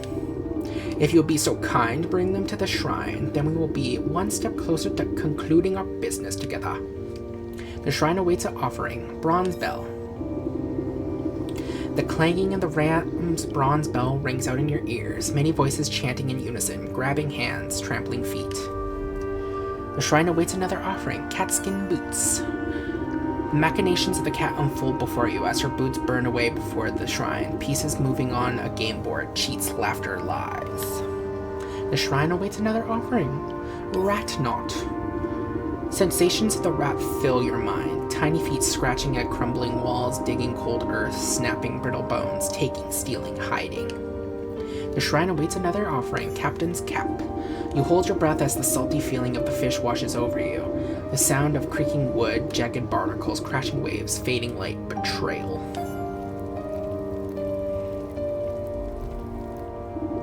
Your shoulders straighten as if a great weight is lifted from them. The maiden stirs in her sleep, troubled by fitful dreams. Only 4 more souls left until your contract is fulfilled. But I expect it has been a tiring day. Come, you should get some sleep. Yes, I could rest.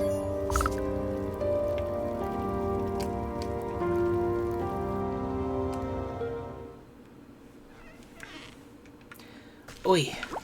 And with that, we will call this session to its conclusion. So thank you all so much for watching. I hope you had a good time. I know I have. We're almost done with the game. We'll probably finish this game next session, if we keep continuing the course of doing 4 each one. So, but yeah, thank you all so much for watching, and I'll see you next time. Be safe.